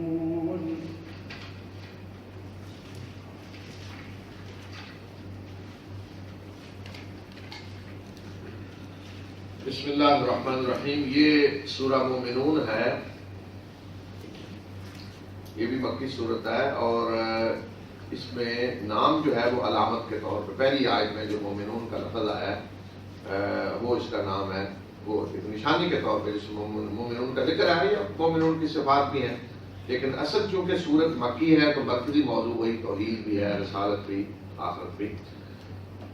یقیناً مومن فلاح پا گئے جو اپنی نمازوں میں خشوع و خضوع اختیار کرتے ہیں، جو لغو سے راز برتتے ہیں اور جو زکوٰۃ دیتے ہیں اور جو اپنے شرمگاہوں کی حفاظت کرتے ہیں بجز سوائے اپنی بیویوں کے یا لونیوں کے. تو اس معاملے میں ان پر کوئی ملامت نہیں ہے. اور جو اس کے سوا کوئی اور تلاش کرے گا تو وہی لوگ ہیں جو حد سے تجاوز کرنے والے ہیں. اور مومن وہ ہیں جو اپنی امانتوں اور عہد کا پاس رکھتے ہیں، یاد رکھتے ہیں، اور وہ جو اپنی نمازوں کی حفاظت کرتے ہیں. اور یہ ہیں وہ لوگ جو وارث بننے والے ہیں، یہ فردوس کے وارث بنیں گے، اس میں ہمیشہ رہیں گے. اور ہم نے انسان کو مٹی کے سط سے پیدا کیا، پھر ہم نے اسے ایک نطفہ کی شکل میں ایک محفوظ جگہ پہ رکھا، پھر ہم نے اس نطفے کو ایک جنین کی شکل دی، اور پھر ہم نے اس جنین کو ایک گوشت کا لوتھڑا بنایا، پھر اس گوشت کے لوتھڑے میں ہم نے ہڈیاں پیدا کی، پھر ہم نے ہڈیوں پہ گوشت کا لباس چڑھایا، اور پھر ہم نے اسے ایک اور ہی شکل میں متشکل کر دیا. بس بڑا ہی بابرکت ہے اللہ، بہترین پیدا کرنے والا. پھر اس کے بعد تم مرنے والے ہو، پھر اس کے بعد قیامت کے دن تمہیں زندہ کر کے کھایا جائے گا۔ تو یہ پہلے مومنوں کی صفات بتائی کہ مومن فلاح پا گئے، خوشخبری فلاح پا گئے مومن، لیکن کون ہے جن کی یہ صفات ہے؟ تو نماز سے ہی بات شروع ہو رہی ہے، نمازی پہ ختم ہو رہی ہے، نماز میں خشوع، پھر نمازوں کی حفاظت۔ لغو کا مقصد یہ کہ ہر بے مقصد چیز جس کا نہ دنیا میں کوئی فائدہ ہے نہ آخرت میں، وہ بے مقصد چیز ہے۔ اور زکوٰۃ دینے والے، اپنے شرمگاہوں کی حفاظت کرنے والے، لیکن شرمگاہوں کی حفاظت میں فرمایا کہ یہ نہیں کہ وہ شرمگاہوں کی حفاظت جس طرح وہ سنیاسی ہوتے ہیں اور عیسائی راہب کریں جی شادی بھی نہیں کرنی، فرمایا کہ اپنی بیویاں یا لونیاں جو ہیں ان کے لیے وہ اس میں کوئی حرج نہیں، اس میں کوئی ملامت نہیں، یعنی یہ چیز دینداری کے خلاف نہیں ہے۔ اس لیے کہا کہ عموماً دینداری کا جو تصور رہا ہے تو اس میں شادی کرنا بھی دینداری کے خلاف رہا ہے۔ آج ہمارے مسلمانوں میں بھی آج بھی آپ دیکھتے ہیں نا، کسی نے شادی کو بزرگوں کے ہم نے تو شادی نہیں کی، شادی نہ کرنا بھی کوئی اچھا کام ہے؟ اگر اچھا کام ہوتا تو اللہ کے رسول نے شادی کرتے ہیں۔ اسی طرح بعض بڑے بزرگوں کی زیادہ ہی بڑا کو بزرگ بتانا ہو تو کہیں گے جی انہوں نے شادی تو کی تھی لیکن 40 سال تک اپنی بیوی کے ساتھ رہے تو بات نہیں کی بیوی سے۔ بڑی بڑی مذہبی کتابوں میں ہے جو بڑی مقدس کتابیں پڑھی جاتی مذہبی، ان میں لکھا ہوا بزرگ کی بڑی نشانی کہ وہ جی 40 سال اتنا بیوی کے ساتھ ایک کمرے میں رہے اور بات بھی نہیں کی۔ اس سے بڑا ظلم کیا ہے؟ یہ اللہ کے رسول کی سنت یہ ہے۔ تو یہ مذہبی جو ہوتا ہے تصور، تو اس لیے فرمایا کہ اگر جہاں تک بیوی ہے یا لونڈی ہے تو اس میں کوئی حرج نہیں۔ رسول صلی اللہ علیہ وسلم نے آپ کی بیویاں تھیں، لونڈیاں تھیں، اس میں تو کوئی حرج نہیں، اللہ کے سارے انبیاء نے شادیاں کی، لیکن فرمایا اس سے ہٹ کے جو تلاش کرے گا، یہ جو اللہ نے حلال راستہ رکھا ہے وہ اصل زیادتی کرنے والے ہیں۔ اور پھر ایمانت اور عہد کی پاسداری، فرمایا کہ یہ لوگ جو یہ کام کریں گے وہ وارث بننے والے ہیں کس کے؟ جنت الفردوس۔ پھر اس کے بعد انسان کی تخلیق کے مراحل یہ بتائیں کہ انسان کو ہم نے مٹی کے سط سے پیدا کیا، مٹی سے پیدا کیا، لیکن آگے نسل سے چلائی ہے نا، وہ پھر اس طرح نہیں کہ ہر انسان فیکٹری لگی ہوئی ہے، مٹی ڈالی جا رہی، پیچھے نکلتے آ رہے ہیں، آگے وہ مٹی کا سط بنا دیا۔ اور وہ کیا ہے کہ ہر انسان کو کس چیز سے پیدا کی جا رہا ہے؟ بوند پانی کی، آگے اس کو شکل وہ دے دی کہ وہ نطفہ یعنی بوند، اسے محفوظ جگہ پہ رکھا رحم میں مادر میں، پھر اس کو آگے مختلف مراحل سے گزارا کہ وہ پھر ایک علقہ یعنی جمع ہوا خون بنتا ہے، پھر ایک گوشت کا لوتھڑا بنتا ہے، اور پھر اس کے اندر ہڈیاں پیدا ہوتی ہیں، پھر ہڈیوں میں لباس چڑھتا ہے، اور پھر پورا بہترین انسان بنا کے فرمایا کہ ہم کھڑا کر دیتے ہیں۔ اگر آپ صرف یہی شکل دیکھیں جب گوشت ہڈیاں ہیں، گوشت چڑھا دیا تو خوف آئے گا انسان کو دیکھ کے، یعنی آنکھیں ہوں گی صرف سوراخ کیے ہوئے جیسے، منہ ہے صرف سوراخ جیسے ڈرل سے کوئی سوراخ کر دیا، کان ہے سوراخ کیے ہوئے تو ڈر لگتا ہے۔ لیکن اسی شکل کو جب اللہ تعالیٰ کان اوپر سوراخ کے بنتے ہیں، آنکھوں پہ سارا کچھ اور منہ اور بہترین خوبصورت انسان ایک وجود میں آ جاتا ہے۔ تو یہ مراحل قرآن نے جو بتائے ہیں، آج سائنس بھی جتنی وہ کچھ کر چکی ہے ترقی، اس کے نتیجے میں یہی کہہ رہی ہے کہ یہی انسانی زندگی کے مراحل ہیں۔ اسی طرح انسان کی نشو و نما ہوتی ہے، ماں کا پیٹ میں یہیں سے چلتا ہے، انہی مراحل سے گزرتا ہے۔ تو سوال یہ ہے کہ اگر وہ کہتا ہے کہ قرآن اللہ کی کتاب نہیں ہے تو 1400 سال پہلے کسی انسان کو یہ علم کیسے حاصل ہو سکتا تھا، جبکہ کوئی تصور ہی نہیں تھا مکہ میں، نہ کوئی لائبریری، نہ تعلیم، نہ کوئی پڑھے، زیادہ سے زیادہ جو پڑھا لکھا ہوتا تھا کیا، جو کچھ خط لکھ لے، بس کچھ اپنا کوئی نام لکھ لے، یہ پڑھے لکھے لوگ ہوتے تھے بڑے۔ تو وہاں کیسے معلوم ہو گیا کہ یہ ہے انسانی زندگی کے مراحل، جبکہ آج زیادہ سے زیادہ کوئی 100 سال پہلے معلوم ہوگا، یہ بلکہ اس سے بھی کم، جب ایکس رے آ گئے اور سارا کچھ۔ تو یہ دلیل ہے اس بات کی، بہت بڑی دلیل کہ قرآن اللہ کی کتاب ہے۔ اگر وہ کہتا ہے نہیں تو اسے پھر اس کا جواب دینا پڑے گا کہ یہ 1400 سال پہلے کیسے یہ بات معلوم ہوگی جو تمہیں آج بڑی سائنسی ترقی کے بعد معلوم ہو رہی ہے۔ اور ہم نے تمہارے اوپر 7 آسمان بنائے اور ہم مخلوق سے غافل نہیں ہیں، جو کچھ ہم نے پیدا کیا ہم اس سے غافل نہیں ہیں۔ اور ہم نے آسمان سے پانی نازل کیا ایک خاص مقدار میں، اور پھر اسے زمین میں ٹھہرا دیا، اور ہم اسے لے جانے پہ بھی قادر ہیں۔ اور ہم نے اس پانی کے ذریعے تمہارے لیے انگوروں اور کھجوروں کے باغ پیدا کیے، تمہارے لیے ان میں میوے ہیں، کثرت سے رونے سے تم کھاتے ہو، میوے کے طور پہ بھی استعمال کرتے ہو اور خوراک کے طور پہ بھی کھاتے ہو، اور اس درخت کو بھی ہم نے پیدا کیا جو طور سینا سے نکلتا ہے، اور جو تیل اور لوگوں کے لیے سالن لیے ہوئے اگتا ہے۔ یعنی کون سا درخت ہے؟ زیتون، جس کا تیل جو ہے وہ سالن کے طور پہ استعمال ہوتا ہے، روٹی کے ساتھ لوگ کھاتے ہیں۔ ہمارے یہاں چونکہ نہیں ہوتا زیتون، تو یہ میں نے جب آیت پڑھی تو میں یہاں ہوا شروع میں سالن کے طور پر، اب یہاں بھی پتہ چلا جی بڑا مزیدار سالن ہے جی، آپ روٹی کے ساتھ کھائیں، بڑا مزہ ہے۔ تو آسمان سے پانی کے بارے میں فرمایا خاص مقدار میں ہم نے، جتنے پانی کی زمین میں ضرورت تھی وہ اللہ تعالیٰ نازل کرتی ہے۔ اب نیا پانی نہیں کو آ رہا، نیا پانی آئے گا تو زمین ڈوب جائے گی، اسی پانی سے زمین کا توازن برقرار رکھا گیا ہے، اسی پانی کو اب اوپر لے جایا جاتا ہے بادلوں کے ذریعے، وہی آ رہا ہے، اسی کی تقسیم کا اللہ تعالیٰ نے انتظام کیا ہے۔ تو جتنے پانی کی ضرورت تھی وہ اللہ نے اتار کے خاص مقدار میں زمین ہی میں رکھ دیا ہے۔ اس میں سمندر ہے، سمندر کا پانی کھارا ہے، اور میٹھا پانی جو ہے وہ خاص مقدار میں الگ ہے، اس کی تقسیم کر، وہ اگر میٹھا بھی زیادہ ہو جائے تو دنیا تباہ ہو جائے اس سے۔ اور ایک اور حکمت میں ایک طرف غور کر رہا تھا کہ سمندروں کا پانی تو آپ دیکھیں کھڑا ہوتا ہے جتنا بھی، اس کے اندر کوئی بدبو تو نہیں آتی نا۔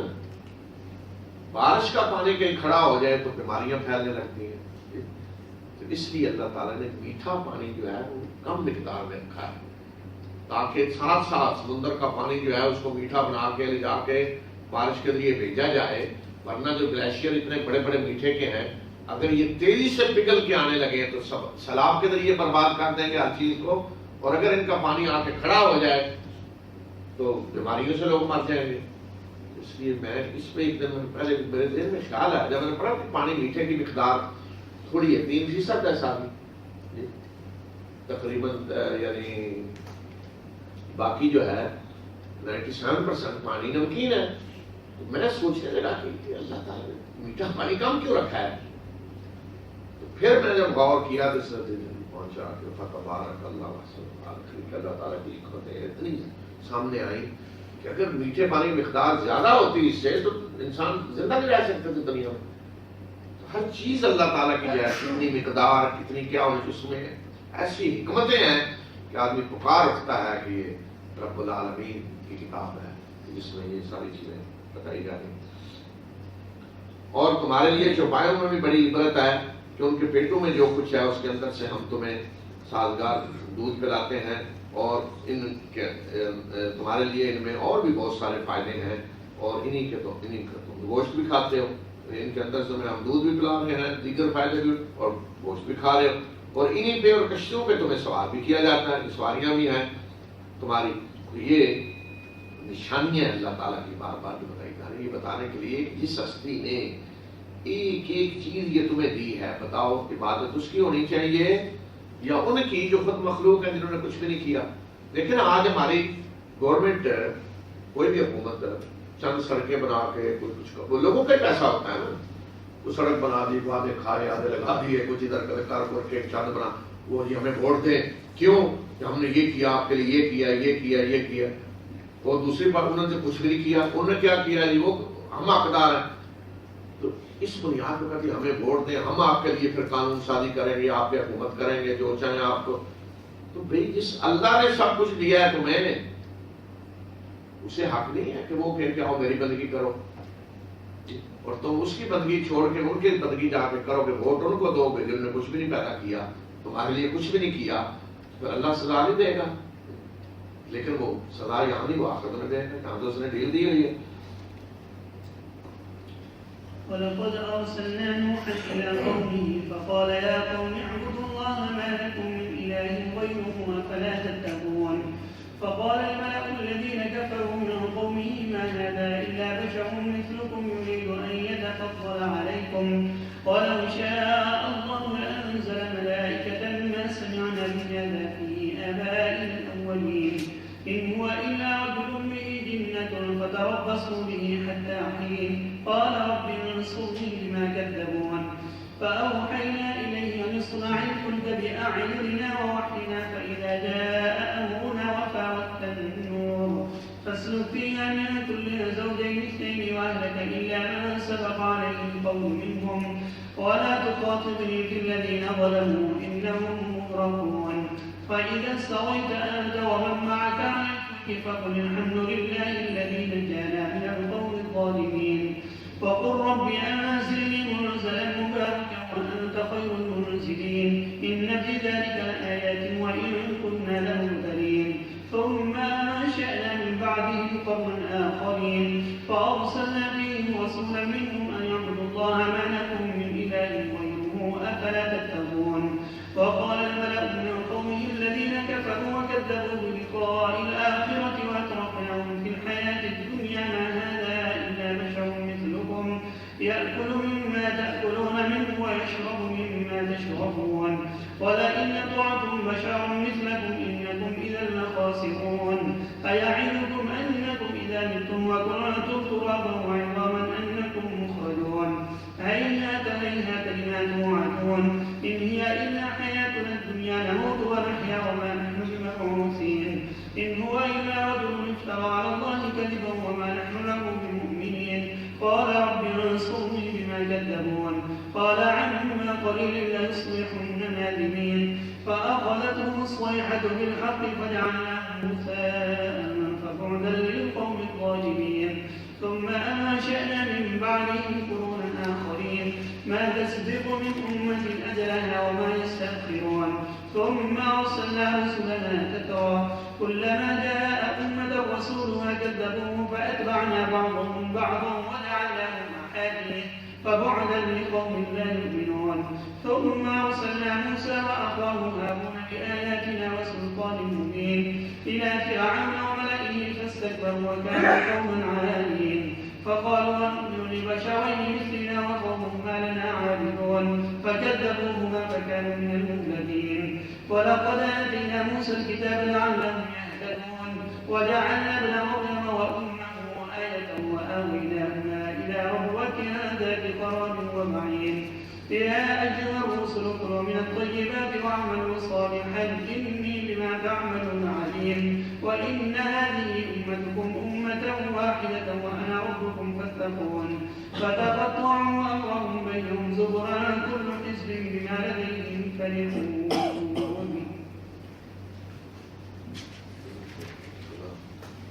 فذرهم في غمرتهم حتى حين.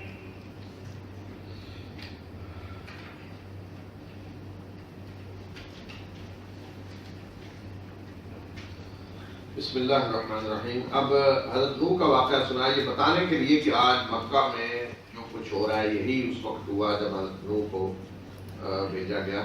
तो इसके बाद यहाँ तारीखी तकदीर के बगैर आगे भी कुछ रसूलों का जिक्र आया उनकी कौमों का, और हमने नूह को उसकी कौम की तरफ भेजा और उसने दावत दी कि मेरी कौम अल्लाह की इबादत करो, उसके सिवा कोई तुम्हारा मबूद नहीं है, क्या तुम डरोगे नहीं।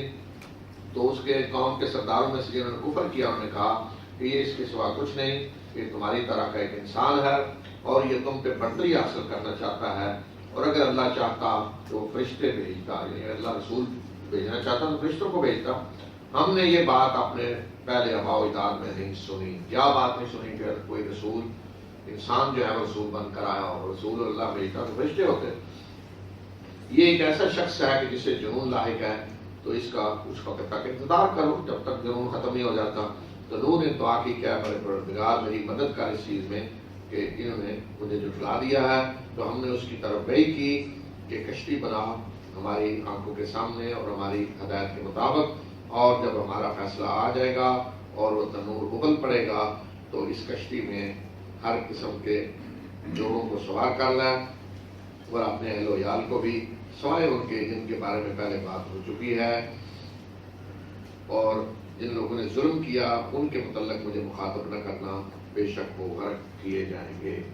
और जब तुम सही तरह कश्ती में बैठ जाओ और जो लोग तुम्हारे साथ हैं तो दुआ करो कि शुक्र है उस अल्लाह का जिसने हमें जालिम कौम से निजात दी, और दुआ करो कि ऐ मेरे रब मुझे बबरकत जगह पे उतार, बेशक तू बेहतरीन उतारने वाला है, बेशक इसमें बड़ी निशानियां हैं और बेशक हम आजमाइश करने वाले हैं।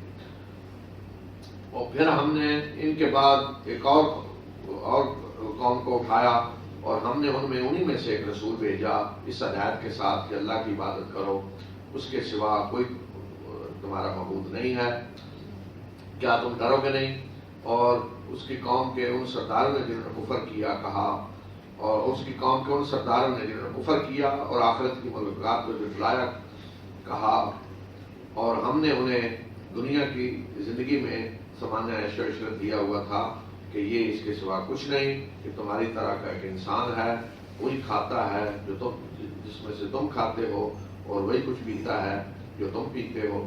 اگر تم نے اپنے جیسے ایک انسان کی اطاعت کی تو تم خسارہ پانے والوں میں سے ہو جاؤ گے۔ تو اب یہاں نام نہیں لیا کون سا رسول ہے، تو ظاہر یہ ہوتا ہے کہ قوم عاد کی طرف اشارہ ہے کہ ہم نے قوم نوح کے بعد ایک اور قوم کو اٹھایا، قوم نوح کے بعد قوم عاد آئی ہے، تو دعوت تمام رسولوں کی وہی ہے۔ اور اعتراض یہی رہا ہے کہ ایک تو یہ کہ یہ انسان ہے، فرشتے ہونے چاہیے، دوسرا یہ کہ کوئی ان کے ساتھ وہ نہیں فوج فرشتے کچھ نہیں، اور یہ غلط فہمی آج بھی ہے لوگوں میں۔ یہ مسئلہ اس وقت بھی تھا، آج بھی ہے، لیکن ذرا شکل مختلف ہے۔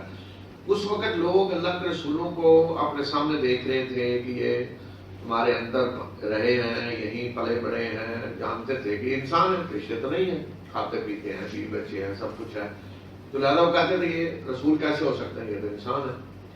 آج بعض لوگوں کا حال یہ ہے کہ وہ کہتے ہیں کہ جس کو ہم نے رسول مانا ہے ہم اسے انسان نہیں مانیں گے، وہ فرشتہ ہونا چاہیے۔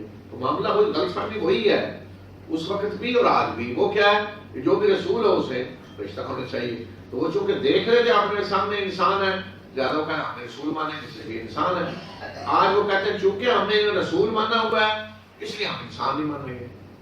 تو اس لیے اللہ تعالیٰ نے جگہ جگہ بتایا کہ رسول جتنے بھی آئے ہیں بھیجے ہیں، انسان بھیجے ہیں، اور اس حکمت بھی بتائی کیوں انسان بھیجے، فرشتے کیوں نہیں بھیجے۔ تو انہوں نے کہا کیا یہ رسول تمہیں اس بات سے ڈراتا ہے، وعدہ کرتا ہے کہ جب تم مر جاؤ گے اور تم مٹی اور ہڈیاں ہو جاؤ گے تو تمہیں نکالا جائے گا؟ بڑی ہی بعید اور بڑی ہی مستبد بات ہے کہ جس کا تم سے وعدہ کیا جا رہا ہے، یعنی یہ کیسے ہو سکتا ہے مرنے کے بعد اٹھایا جائے گا؟ تو سوچا بھی نہیں جا سکتا، بڑی دور کی بات ہے۔ یہ بس ہماری دنیا ہی کی زندگی ہے جس میں ہم مرتے ہیں اور زندہ ہوتے ہیں اور ہم اٹھائے جانے والے نہیں ہیں۔ اور یہ ایک ایسا شخص ہے، اللہ کے رسول کے بارے میں کہا یہ ایک ایسا شخص ہے کہ جس نے اللہ پہ جھوٹ باندھا ہے اور ہم اس کی بات ماننے والے نہیں ہیں۔ تو اللہ کے رسول نے دعا کی کہ اے میرے پروردگار میری مدد کر اس چیز میں کہ انہوں نے مجھے بلا دیا۔ تو اللہ تعالیٰ نے فرمایا کہ جلد ہی یہ پچھتانے والے ہو کر رہ جائیں گے، انہیں ندامت ہوگی، شرمندگی ہوگی جو کچھ انہوں نے کیا ہے۔ تو انہیں ایک سخت آواز نے ڈانٹ نے صاف صاف ہاتھ پکڑا اور ہم نے انہیں کس و خشاک کر کے رکھ دیا۔ تو پھٹکار ہو ظالم قوم پہ۔ پھر ہم نے ان کے بعد کچھ اور قوموں کو اٹھایا، اور کوئی قوم بھی اپنی مقررہ وقت سے نہ پہلے کچھ کر سکتی تھی اور نہ اس سے لیٹ ہو سکتی تھی۔ مقررہ وقت سے نہ پہلے کوئی ہلاک ہوئی اور نہ اس کے بعد، مقررہ وقت جو تھا اسی پہ ان کے ساتھ معاملہ ہوا جو بھی ہوا۔ پھر ہم نے مسلسل رسولوں کو بھیجا، اور جس امت کے پاس بھی رسول آیا تو انہوں نے جھٹلا دیا، اور ہم نے بھی ان کو ایک دوسرے کے پیچھے لگا دیا، کس میں تباہ کرتے ہوئے وہ رسولوں کو جھٹلاتے گئے اور ہم بھی انہیں ایک دوسرے کے پیچھے تباہ کرتے گئے، اور ہم نے انہیں افسانہ بنا کر رکھ دیا۔ ایک تاریخ اس سے کہانیاں، بس ان کا کوئی وجود نہیں تھا۔ تو پھٹکار ہے ایسے لوگوں پہ جو ایمان نہیں لاتے۔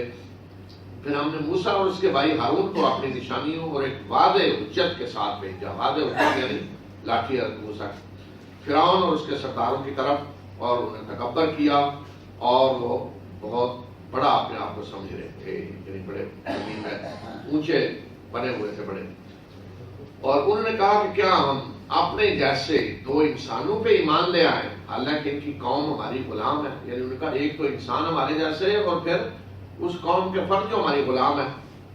لہٰذا انہوں نے ان دونوں کو جھٹلا دیا اور وہ ہلاک ہونے والوں میں سے ہو گئے۔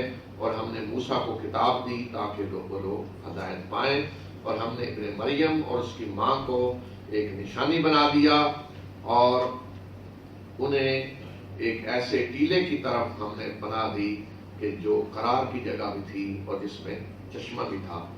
حضرت مریم کی جب حضرت عیسیٰ کی پیدائش کا وقت آیا اس کی طرف اشارہ ہے کہ جو پیچھے سورہ مریم گزر چکا ہے کہ چشمہ اللہ نے جاری کیا، جو ہمارا ایک ٹیلا تھا جس میں قرار سکون کی جگہ بھی تھی اور چشمہ بھی تھا وہاں.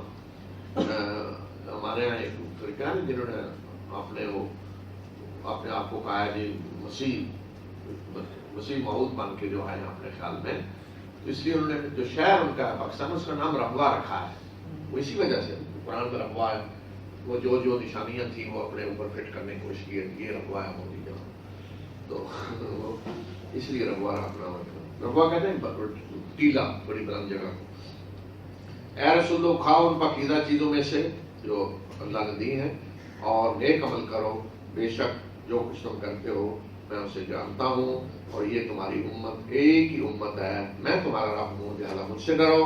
اور ان لوگوں نے اپنے دین کو آپس میں ٹکڑے ٹکڑے کر لیا، تو ہر گروہ جو کچھ اس کے پاس ہے اس پہ وہ مگن ہے. تو انہیں ان کی سرمستی میں کچھ وقت کے لیے چھوڑ دیں اور کر لیں جو کچھ مستیاں کرنی ہیں، جو ٹلانا ہے، جو کچھ کرنا ہے انہوں نے کر لیں. تو یہ جو فرمایا کہ دین کو ٹکڑے ٹکڑے کر لیے، ہر ایک الگ دین کا کچھ حصہ لے کے بیٹھ گیا، کچھ گروہ میں بٹ گئے، اور آج حال یہ ہے کہ ہر گروہ مگن ہے، خوش ہے کہ ہم سچے ہیں، دوسرا کہتا ہے ہم سچے ہیں، تیسرا کہتا ہے ہم سچے ہیں. أيحسبون أنما نمدهم به من مال وبنين نسارع لهم في الخيرات بل لا يشعرون إن الذين هم من خشية ربهم مشفقون والذين هم بآيات ربهم يؤمنون والذين هم بربهم لا يشركون والذين يؤتون ما آتوا وقلوبهم وجلة أنهم إلى ربهم راجعون أولئك يسارعون في الخيرات وهم لها سابقون ولا نكلف نفسا إلا وسعها ولدينا كتاب ينطق بالحق وهم لا يظلمون بل قلوبهم في غمرة من هذا ولهم أعمال من دون ذلك هم لها عابدون حتى إذا أخذنا مترفين بالعذاب إذا هم يجأرون لا تجأروا اليوم إنكم منا لا تنصرون قد كانت آياتي تتلى عليكم فكنتم على أعقابكم تنكصون مستكبرين به سامرا تهجرون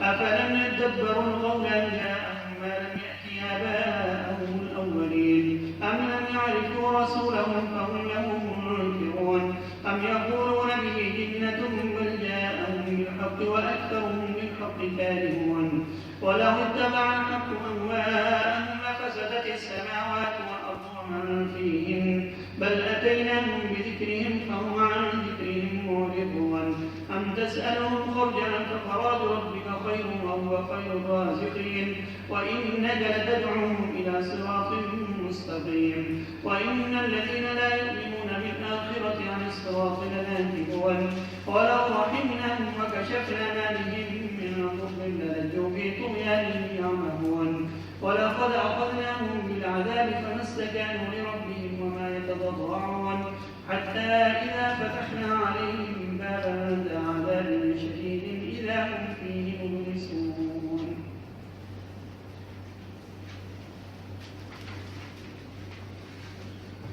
تو اب آگے قریش کو مخاطب کر کے کہا ہے کہ کیا یہ لوگ سمجھ رہے ہیں کہ ہم جو ان کے مال و اولاد میں اضافہ کرتے جا رہے ہیں تو ہم ان کے لیے بلائیوں میں اضافہ کر رہے ہیں، بلکہ انہیں پتہ نہیں، شعور نہیں. یعنی ان کے کفر کے باوجود ہم انہیں مال بھی دے رہے ہیں، اولاد بھی دے رہے ہیں، تو کیا یہ سمجھ رہے ہیں ان کی بلائیوں میں اضافہ ہو رہا ہے؟ اللہ بڑا راضی خوش ہے جی. جیسے ایک آدمی آرام خوری کر کے ڈانٹے ڈال کے بنا کے اللہ میرے فضل ربی، وہ سمجھتا ہے جی اللہ کو بڑا فضل ہے اور اللہ اور دے رہا ہے. فرمایا کہ بلکہ انہیں پتہ نہیں ہے، بلکہ فرمایا کہ بلائیوں میں کس کے لیے اضافہ ہو رہا ہے. وہ کون ہے؟ بے شک وہ لوگ جو اپنے رب کی خشیت سے کانپ رہے ہیں، لرزاں ہیں، اور وہ لوگ جو اپنے رب کی آیات پر ایمان لاتے ہیں، اور وہ جو اپنے رب کے ساتھ شریک نہیں ٹھہراتے، اور وہ جو وہ دیتے ہیں جو کچھ بھی دیتے ہیں اور دل ان کے کانپ رہے ہوتے ہیں اس خوف سے کہ وہ اپنے رب کی طرف پلٹنے والے ہیں. یہ وہ لوگ ہیں کہ جو بلائیوں میں بڑھ چڑھ کر حصہ لے رہے ہیں اور وہ ان کو پانے والے ہیں. ان کے لیے بلائیوں میں اضافہ ہو رہا ہے. یہ وہ لوگ ہیں کہ جو کامیاب ہیں اللہ کے ہاں، جو دیتے ہیں جو کچھ دیتے ہیں، یعنی جو کچھ بھی اللہ کے راستے میں خرچ کر رہے ہوتے ہیں تو احسان جتانے کی بجائے ریاکاری، ساتھ وہ ڈر رہے ہوتے ہیں، دل کانپ رہے ہوتے ہیں کہ ہم نے اپنے رب کے سامنے جانا ہے، وہاں حساب دینا ہے. یا اس کا یہ مطلب بھی ہوتا ہے کہ وہ دیتے ہیں کہ بعض علماء نے مانا کیا کہ جو عمل وہ کرتے ہیں، جو کچھ بھی بڑے بڑے عمل کر رہے ہیں، بڑے بڑے، تو پھر بھی وہ ڈر رہے ہوتے ہیں اپنے رب سے، ان کے دل کانپ رہے ہوتے ہیں کہ ہم نے اپنے رب کے سامنے پیش ہونا ہے. اور ایسے لوگوں کے لیے اللہ تعالیٰ کی خوشخبری دے رہے ہیں. اور ہم کسی نفس پہ اس کی وسعت سے زیادہ بوجھ نہیں ڈالتے. ایسے جو نیک بندے اللہ کے ان کی جتنی طاقت ہے اس سے زیادہ اللہ ان پہ بوجھ نہیں ڈالتا. اور ہمارے پاس ایک کتاب ہے کہ جو ٹھیک ٹھیک بتا دے گی اور ان پہ کوئی ظلم نہیں کیا جائے گا. ٹھیک ٹھیک بتا دے گی کون کیا کر کے آیا, کس کی استطاعت وسعت کتنی تھی. آگے مجرموں کے بارے میں کہا بلکہ ان کے دل اس چیز سے غفلت میں پڑے ہوئے ہیں, بلکہ اس کے علاوہ ان کے مشاغل کچھ اور ہیں جو یہ کر رہے ہیں. ان کی دلچسپیاں مشاغل اور ہیں جو یہ کر رہے ہیں, کرتے رہیں گے یہاں تک کہ جب ہم ان کے عیاش لوگوں کو عذاب میں پکڑ لیں گے تو یہ آو فغاں کرنے لگیں گے اور فریاد کرنے لگیں گے. اس وقت انہیں کہا جائے گا کہ آج تم فریاد نہ کرو, بے شک ہماری طرف سے تمہاری کوئی مدد نہیں کی جائے گی. تم وہ لوگ ہو کہ میری آیات تمہیں سنائی جاتی تھی اور تم پیٹ پھیر کر بھاگتے تھے, تکبر کرتے ہوئے ایسے جیسے کہ کسی قصہ گو کو چھوڑ کر جا رہے ہو. یعنی اللہ کے رسول کو اس طرح چھوڑ کر بھاگتے جیسے وہ قصے سنا رہے ہیں اور چھوڑ کر بھاگ رہے ہو. اور اللہ کے رسول میری آیات سنا رہے ہوتے, تم میری آیات کے ساتھ یہ مذاق کرتے. کیا انہوں نے اس کلام پہ غور و فکر نہیں کیا, یا ان کے پاس وہ چیز آئی ہے جو ان کے آباء و اجداد کے پاس نہیں آئی؟ یعنی پہلی دفعہ اللہ کا رسول آ گیا اور کلام آ گیا کہ انہیں پہلے پتہ ہی نہیں تھا کہ اچانک یہ کیا ہوگا. یہ رسول اور پیغام جیسے تاریخ میں کبھی ہوا نہیں, یا انہوں نے اپنے رسول کو پہچانا نہیں اور وہ اس کے منکر بنے ہوئے ہیں, یا یہ کہتے ہیں کہ انہیں جنون ہے بلکہ رسول ان کے پاس حق لے کر آئے ہیں اور ان میں سے اکثر جو ہیں وہ حق کو ناپسند کر رہے ہیں. اصل مسئلہ یہ کہ اللہ کے رسول حق لے کر آئے اور انہیں حق ناپسند ہے, اور اگر حق ان کی خواہشات کی پیروی کرے تو آسمان و زمین اور جو کچھ بھی ان میں ہے سب برباد ہو جائے. بلکہ ہم ان کے پاس انہیں کی یاد دہانی لے کر آئے ہیں اور وہ اپنے ہی ذکر سے منہ موڑے ہوئے. اگر حق لوگوں کی خواہشات کی پیروی کرے, یعنی اگر آپ لوگوں کی خواہشات ہی کو حق بنا لیں کہ جو لوگ چاہتے ہیں وہی صحیح, وہی حق, وہی باطل, وہی قانون بنے گا جو لوگ چاہتے ہیں, تو یہ زمین و آسمان برباد ہو جائے گے. یہ اندھی جو جمہوریت ہے کہ جو لوگ چاہیں کریں. دیکھیں نا امریکہ میں شاید کچھ ریاستوں میں, یہ پورے امریکہ میں اجازت دیتی ہے مرد کی مرد سے شادی ہو سکتی ہے. اس سے بڑی کوئی حماقت ہو سکتی کوئی حماقت, یعنی فطرت کے خلاف ایک چیز. تو یہ ہے کہ حق ان کی خواہشات, یعنی کچھ لوگ خواہشات ہیں ٹھیک ہے قانون بنا لو, کچھ لوگ خواہشات یہ ہیں قانون بنا لو. تو یہ جو جمہوریت کا تصور ہے نا کہ ایک پارلیمنٹ بیٹھ کر لوگوں کی خواہشات کے مطابق حلال حرام کرتے جائیں, لوگوں کی خواہشات کے مطابق قانون بناتے جائیں, تو یہ جمہوریت ہے جو قبائلی ہے. لیکن اگر آپ ایک اصول یہ بناتے ہیں کہ اصل حکمرانی اللہ کی ہے, قرآن و سنت کے خلاف کوئی قانون نہیں بن سکتا, اور پھر نیچے پارلیمنٹ کوئی اس کے روشنی میں قانون بنا رہی ہے, ایسی جمہوریت تو غلط نہیں ہے. اس کو نہیں کہیں گے یہ جمہوریت جو ہے اس کی اسلام میں کوئی گنجائش نہیں ہے. آخر کوئی طریقہ تو آپ نے اپنانا ہے نا, کسی کو بادشاہ بنانے کے لیے, حکمران بنانے کے لیے قانون بنانے ہیں تو کوئی طریقہ تو ہوگا. وہ جمہوریت ہی ہے ہمیشہ. حضرت ابو بکر کا انتخاب جمہوریت سے ہی ہوا تھا, حضرت عمر کا بھی جمہوریت سے ہوا تھا, لوگوں کی رائے لے گی کون. تو اس طرح ہمارے یہاں افراط و تفریط ہے. یعنی کچھ لوگ جو کہتے ہیں اسلام میں جمہوریت نہیں, تو اس طرح کی جمہوریت نہیں جو یہ ہے حق ان لوگوں کی خواہشات کے مطابق ہو. اگر آپ اپنی خواہشات ہیں اس کے مطابق یہ قانون بنا لیں, دوسرے دن خواہش ہے دوسرے دن یہ بدل لیں, یہ اسلام میں نہیں ہو سکتا. تو یہ چیز ہے جو خطرناک ہے. کیا آپ ان سے چٹی کو مانگ رہے ہیں؟ تیرے رب کا اجر بہتر ہے اور وہ بہترین رزق دینے والا ہے. اور بے شک آپ انہیں سیدھے راستے کی طرف بلا رہے ہیں, اور وہ لوگ جو آخرت پر ایمان نہیں لاتے وہ سیدھے راستے سے منہ موڑ رہے ہیں, وہ سیدھے راستے پر نہیں چلنا چاہتے. اور اگر ہم ان پہ رحم کریں اور ان کی تکلیف جو انہیں ہے مصیبت ہے اسے دور کر دیں, تو یہ پھر اپنی سرکشی ہی پہ اصرار کرتے ہوئے بیٹھتے رہیں گے. اگر عذاب آئے اور اللہ اس عذاب کو ٹال دے پھر واپس اسی سرکشی میں بیٹھتے چلے جائیں گے. اور ہم نے انہیں عذاب میں پکڑا ہے تو نہ یہ اللہ کے آگے جھکے اور نہ ان کے اندر نرمی تضرع ہوا, یہاں تک کہ جب ہم ان پہ سخت عذاب کے دروازے کھول دیں گے تو پھر یہ یکایک مایوس ہو جائیں گے. اللہ کی سنت ہے. فرمایا کہ ابھی تو تھوڑا تھوڑا یہ جوڑ رہے ہیں نا ہم, تو انہیں اللہ کے آگے جھکنا چاہیے, نرمی اختیار کرنی چاہیے. لیکن اگر نہیں ہوگا تو پھر وہ آئے گا اچانک بڑا عذاب, تو پھر یہ بالکل اللہ کی رحمت سے مایوس ہو جائے گا.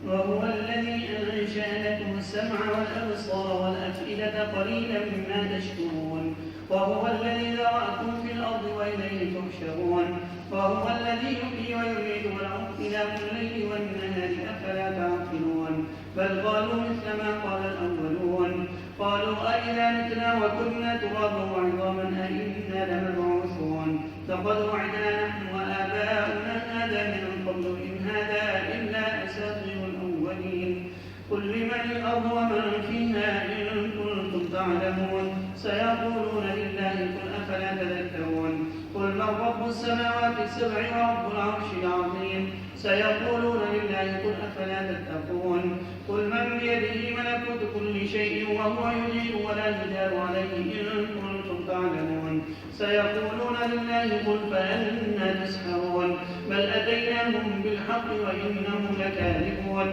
ما اتخذ الله من ولد وما كان معه من إله إذا لذهب كل إله بما خلق ولعلى بعضهم على بعض سبحان الله عما يصفون عالم الغيب والشهادة فتعالى عما يشركون قل رب إما تريني ما يوعدون ربي فلا تجعلني في القوم الظالمين وإنا على أن نريك ما نعلمهم لقادرون ادفع بالتي هي أحسن السيئة نحن أعلم بما يصفون وقل رب أعوذ بك من همزات الشياطين وأعوذ بك رب أن يحضرون حتى إذا جاء أحدهم الموت قال رب ارجعون لعلي أعمل صالحا فيما تركت كلا إنها كلمة وقائلها ومن ورائهم برزخ إلى يوم يبعثون فإذا نفخ في الصور فلا أنساب بينهم يومئذ ولا يتساءلون فمن ثقلت موازينه فأولئك هم المفلحون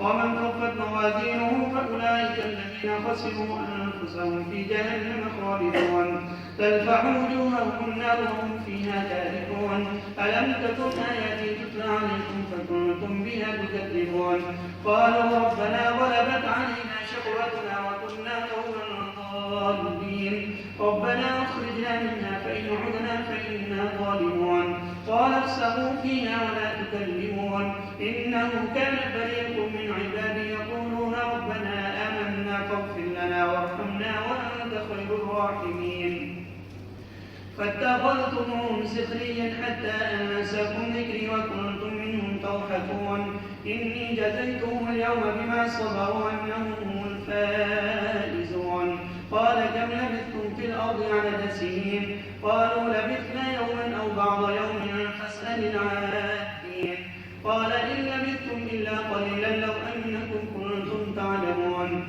أفحسبتم أنما خلقناكم عبثا وأنكم إلينا لا ترجعون فتعالى الله الملك الحق لا إله إلا هو رب العرش الكريم ومن يدع مع الله إلها آخر لا برهان له به فإنما حسابه عند ربه إنه لا يفلح الكافرون وقل رب اغفر وارحم وأنت خير الراحمين بسم اللہ اور وہ اللہ ہی ہے کہ جس نے تمہیں کان اور آنکھیں دیں اور دل و دماغ دیے تم کم ہی شکر گزار بنتے اور وہی ہے جس نے تمہیں زمین میں پھیلایا اور اسی کی طرف تمہیں اکٹھا کر کے لایا جائے گا اور وہی ہے جو زندگی دیتا ہے موت دیتا ہے اور رات اور دن کا آنا جانا اسی کا ہے کیا تم عقل سے کام نہیں لیتے بلکہ انہوں نے اسی طرح کی بات کی جس طرح کی بات پہلے لوگوں نے کی اور انہوں نے کہا کیا جب ہم مر کر مٹی ہو جائیں گے اور ہماری ہڈیاں رہ جائیں گی تو کیا ہمیں دوبارہ اٹھایا جائے گا ہم سے اور اس سے پہلے ہمارے آباء و اجداد سے بھی یہ وعدہ کیا گیا یہ تو اس کے سوا کچھ نہیں کہ یہ پہلے لوگوں کی قصے کہانیاں ہیں کہیے کہ زمین اور جو کچھ اس میں ہے وہ کس کا ہے اگر تم جانتے ہو تو یہ ضرور کہیں گے اللہ کا ہے کہیے کیا تم سبق حاصل نہیں کرتے ان سے پوچھئے کہ ساتوں آسمان اور عرش عظیم کا رب کون ہے تو یہ ضرور کہیں گے اللہ تو انہیں کہیں کہ کیا تم کرتے نہیں ہو ان سے پوچھئے کہ کس کے ہاتھ میں ہر چیز کا اختیار ہے بادشاہی ہے اور وہ پناہ دیتا ہے اور اس کے خلاف کو پناہ نہیں دی جا سکتی اگر تم جانتے ہو تو بتاؤ تو وہ ضرور کہیں گے کہ اللہ ان سے کہیے کہ پھر کہاں تمہاری مت ماری جا رہی ہے بلکہ ہم ان کے پاس حق لے کر آئے ہیں اور یہ جھوٹے ہیں اللہ نے کسی کو بیٹا نہیں بنایا اور نہ ہی اس کے ساتھ کوئی اور معبود ہے اگر ایسا ہوتا تو پھر ہر معبود اپنی مخلوق کو لے کر الگ ہو جاتا اور وہ ایک دوسرے پہ چڑھ دوڑتے. پاک ہے اللہ ان باتوں سے جو یہ بیان کرتے ہیں. اگر اور بھی کوئی معبود ہوتا اور وہ انہوں نے الگ الگ پیدا کی ہوتی تو الگ الگ اپنی مخلوق لے کے پھر ایک دوسرے لڑنا شروع کر دیتے. وہ غیب اور ظاہر کو جاننے والا ہے, وہ بلند تر ہے ان سے جن کو یہ شریک ٹھہراتے ہیں. کہہ دیجئے کہ میرے رب اگر تو مجھے دکھلا دے وہ چیزیں جن کا ان سے وعدہ کیا جا رہا ہے تو اے میرے رب مجھے ان ظالموں کے ساتھ شامل نہ کرنا. اور بے شک ہم جن چیزوں سے ڈرا رہے ہیں وہ آپ کو دکھلانے پہ قادر ہیں, یعنی آپ کے ہوتے ہوئے وہ عذاب ہم لا سکتے ہیں ان کے سامنے. تو آپ برائی کو اس طریقے سے دور کریں جو بہترین ہے. ہم اچھی طرح جانتے ہیں جو کچھ یہ باتیں بنا رہے ہیں. اور دعا کیجئے کہ اے میرے رب میں شیطان کی وسوسوں سے تیری پناہ مانگتا ہوں, اور میں اس بات سے بھی تیری پناہ مانگتا ہوں کہ شیطان میرے پاس آئے یہاں تک کہ جب ان میں سے کسی کی موت کا وقت آ جائے گا وہ کہے گا کہ اے میرے رب مجھے واپس لوٹا تاکہ میں جو اچھے کام چھوڑ کر آیا ہوں وہ کروں. جو پہلے میں اچھے کام چھوڑے برے کام کرتا تھا تو اب میں جا کر اچھے کام کروں. ہرگز نہیں, بے شک ایک کی بات ہے جو وہ اپنی زبان سے کہہ رہا ہے, اور اس کے آگے برزخ ہے اس دن تک کہ جس دن انہیں اٹھایا جائے گا. برزخ کہتے ہیں پردے کو. تو موت کے بعد سے لے کے اٹھائے جانے تک کی جو زندگی ہے اس کو برزخ کہا ہے. یہ الگ ایک زندگی ہے, الگ اس کے قوانین ہیں, ضابطے ہیں, جب تک کہ دوبارہ نہیں اٹھایا جائے گا جسمانی طور پہ. اور جب سور پھونکا جائے گا تو اس روز ان کے درمیان نہ کوئی نسبی رشتہ ہوگا اور نہ ہی یہ ایک دوسرے کے بارے میں پوچھیں گے. سب نسبی رشتے ختم, کوئی کسی کی فکر نہیں ہوگی اور نہ کوئی ایک دوسرے کے بارے میں پوچھے گا بھی, بلکہ ہر ایک کو اپنی فکر ہوگی. اور جن کے پلڑے بھاری ہوں گے وہی لوگ فلاح پائیں گے, اور جن کے پلڑے ہلکے ہوں گے تو وہی ہیں جنہوں نے اپنے آپ کو خسارے میں مبتلا کیا, وہ جہنم میں ہمیشہ رہیں گے. ان کی چہروں کو آگ چاٹ جائے گی اور ان کی شکلیں وہاں بگڑی ہوئی ہوں گی. منہ جو ہے بگڑ جائیں گے جل کر, اور انہیں کہا جائے گا کہ کیا تمہیں میری آیات نہیں سنائی جاتی تھی اور تم انہیں جھٹلایا کرتے تھے؟ تو وہ کہیں گے کہ ہمارے رب ہم پہ ہماری بدبختی غالب آ گئی اور ہم گمراہ لوگ تھے. اے ہمارے رب ہمیں اس آگ سے نکال, اگر ہم دوبارہ کوئی کام کریں تو پھر ہم ظالم ہوں گے. تو اللہ تعالیٰ فرمائے گا کہ دفع ہو جاؤ, مجھ سے بات بھی نہ کرو. بے شک میرے بندوں میں سے ایک گروہ ایسا تھا جو دعا کرتے تھے کہ ہمارے رب ہم ایمان لائے اور ہمیں بخش دے اور ہم پہ رحم فرما, تو بہترین رحم کرنے والا ہے. تو تم نے ان لوگوں کو مذاق بنا لیا, یہاں تک کہ ان کے ساتھ تمہارے مذاق نے تمہیں یہ بھی بلا دیا کہ میں بھی وہ ہوں, اور تم ان پہ ہنسا کرتے تھے. آج میں نے ان کے صبر کے بدلے ان کو جزا دی ہے کہ آج وہی کامیاب ہے. تو کہنے والا کہے گا ان مجرموں کو, کہنے والا کہے گا کہ تم زمین میں کتنے سال رہے ہو؟ وہ کہیں گے ایک دن یا دن کا کچھ حصہ, شمار کرنے والوں سے پوچھ لیجئے. تو کہنے والا کہے گا کہ بلکہ تم بہت تھوڑا رہے ہو, کاش کہ تم جانتے, یعنی اتنا بھی نہیں اب جو تمہیں نظر آ رہا ہے دن یا دن, لیکن بہرحال تھوڑے ہی رہے ہو, بہت زیادہ نہیں. کاش کہ تم جانتے ہوتے, کاش کہ تمہیں دنیا میں پتہ چل جاتا کہ دنیا کی حیثیت کیا ہے, تم اسے سمجھ لیتے کہ یہ فانی ہے. کیا ان لوگوں نے سمجھ لیا ہے کہ کیا تم نے سمجھ لیا ہے کہ ہم نے تمہیں بے مقصد پیدا کیا ہے اور تم ہماری طرف لوٹائے نہیں جاؤ گے؟ یعنی یہ سمجھ رہے ہو کہ اللہ نے بے مقصد ایسے کھیل تماشے کے طور پہ پیدا کیا ہے اور مرنے کے بعد اٹھائے نہیں جاؤ گے؟ اللہ بڑا بلند تر ہے, بادشاہ حقیقی, اس کے سوا کوئی معبود نہیں, وہ عرش کریم کا مالک ہے. اور جو اللہ کے ساتھ کسی اور معبود کو پکارے گا جس کی کوئی دلیل اس کے پاس نہیں ہے, تو اس کا حساب اس کے رب کے پاس ہوگا, اسے اپنے رب کے پاس جا کر پھر حساب دینا پڑے گا. حقیقت یہ ہے کہ کافر فلاح نہیں پائیں گے. دعا کریں کہ اے میرے رب مجھے بخش دے اور رحم کر, بے شک تو بہترین رحم کرنے والا ہے.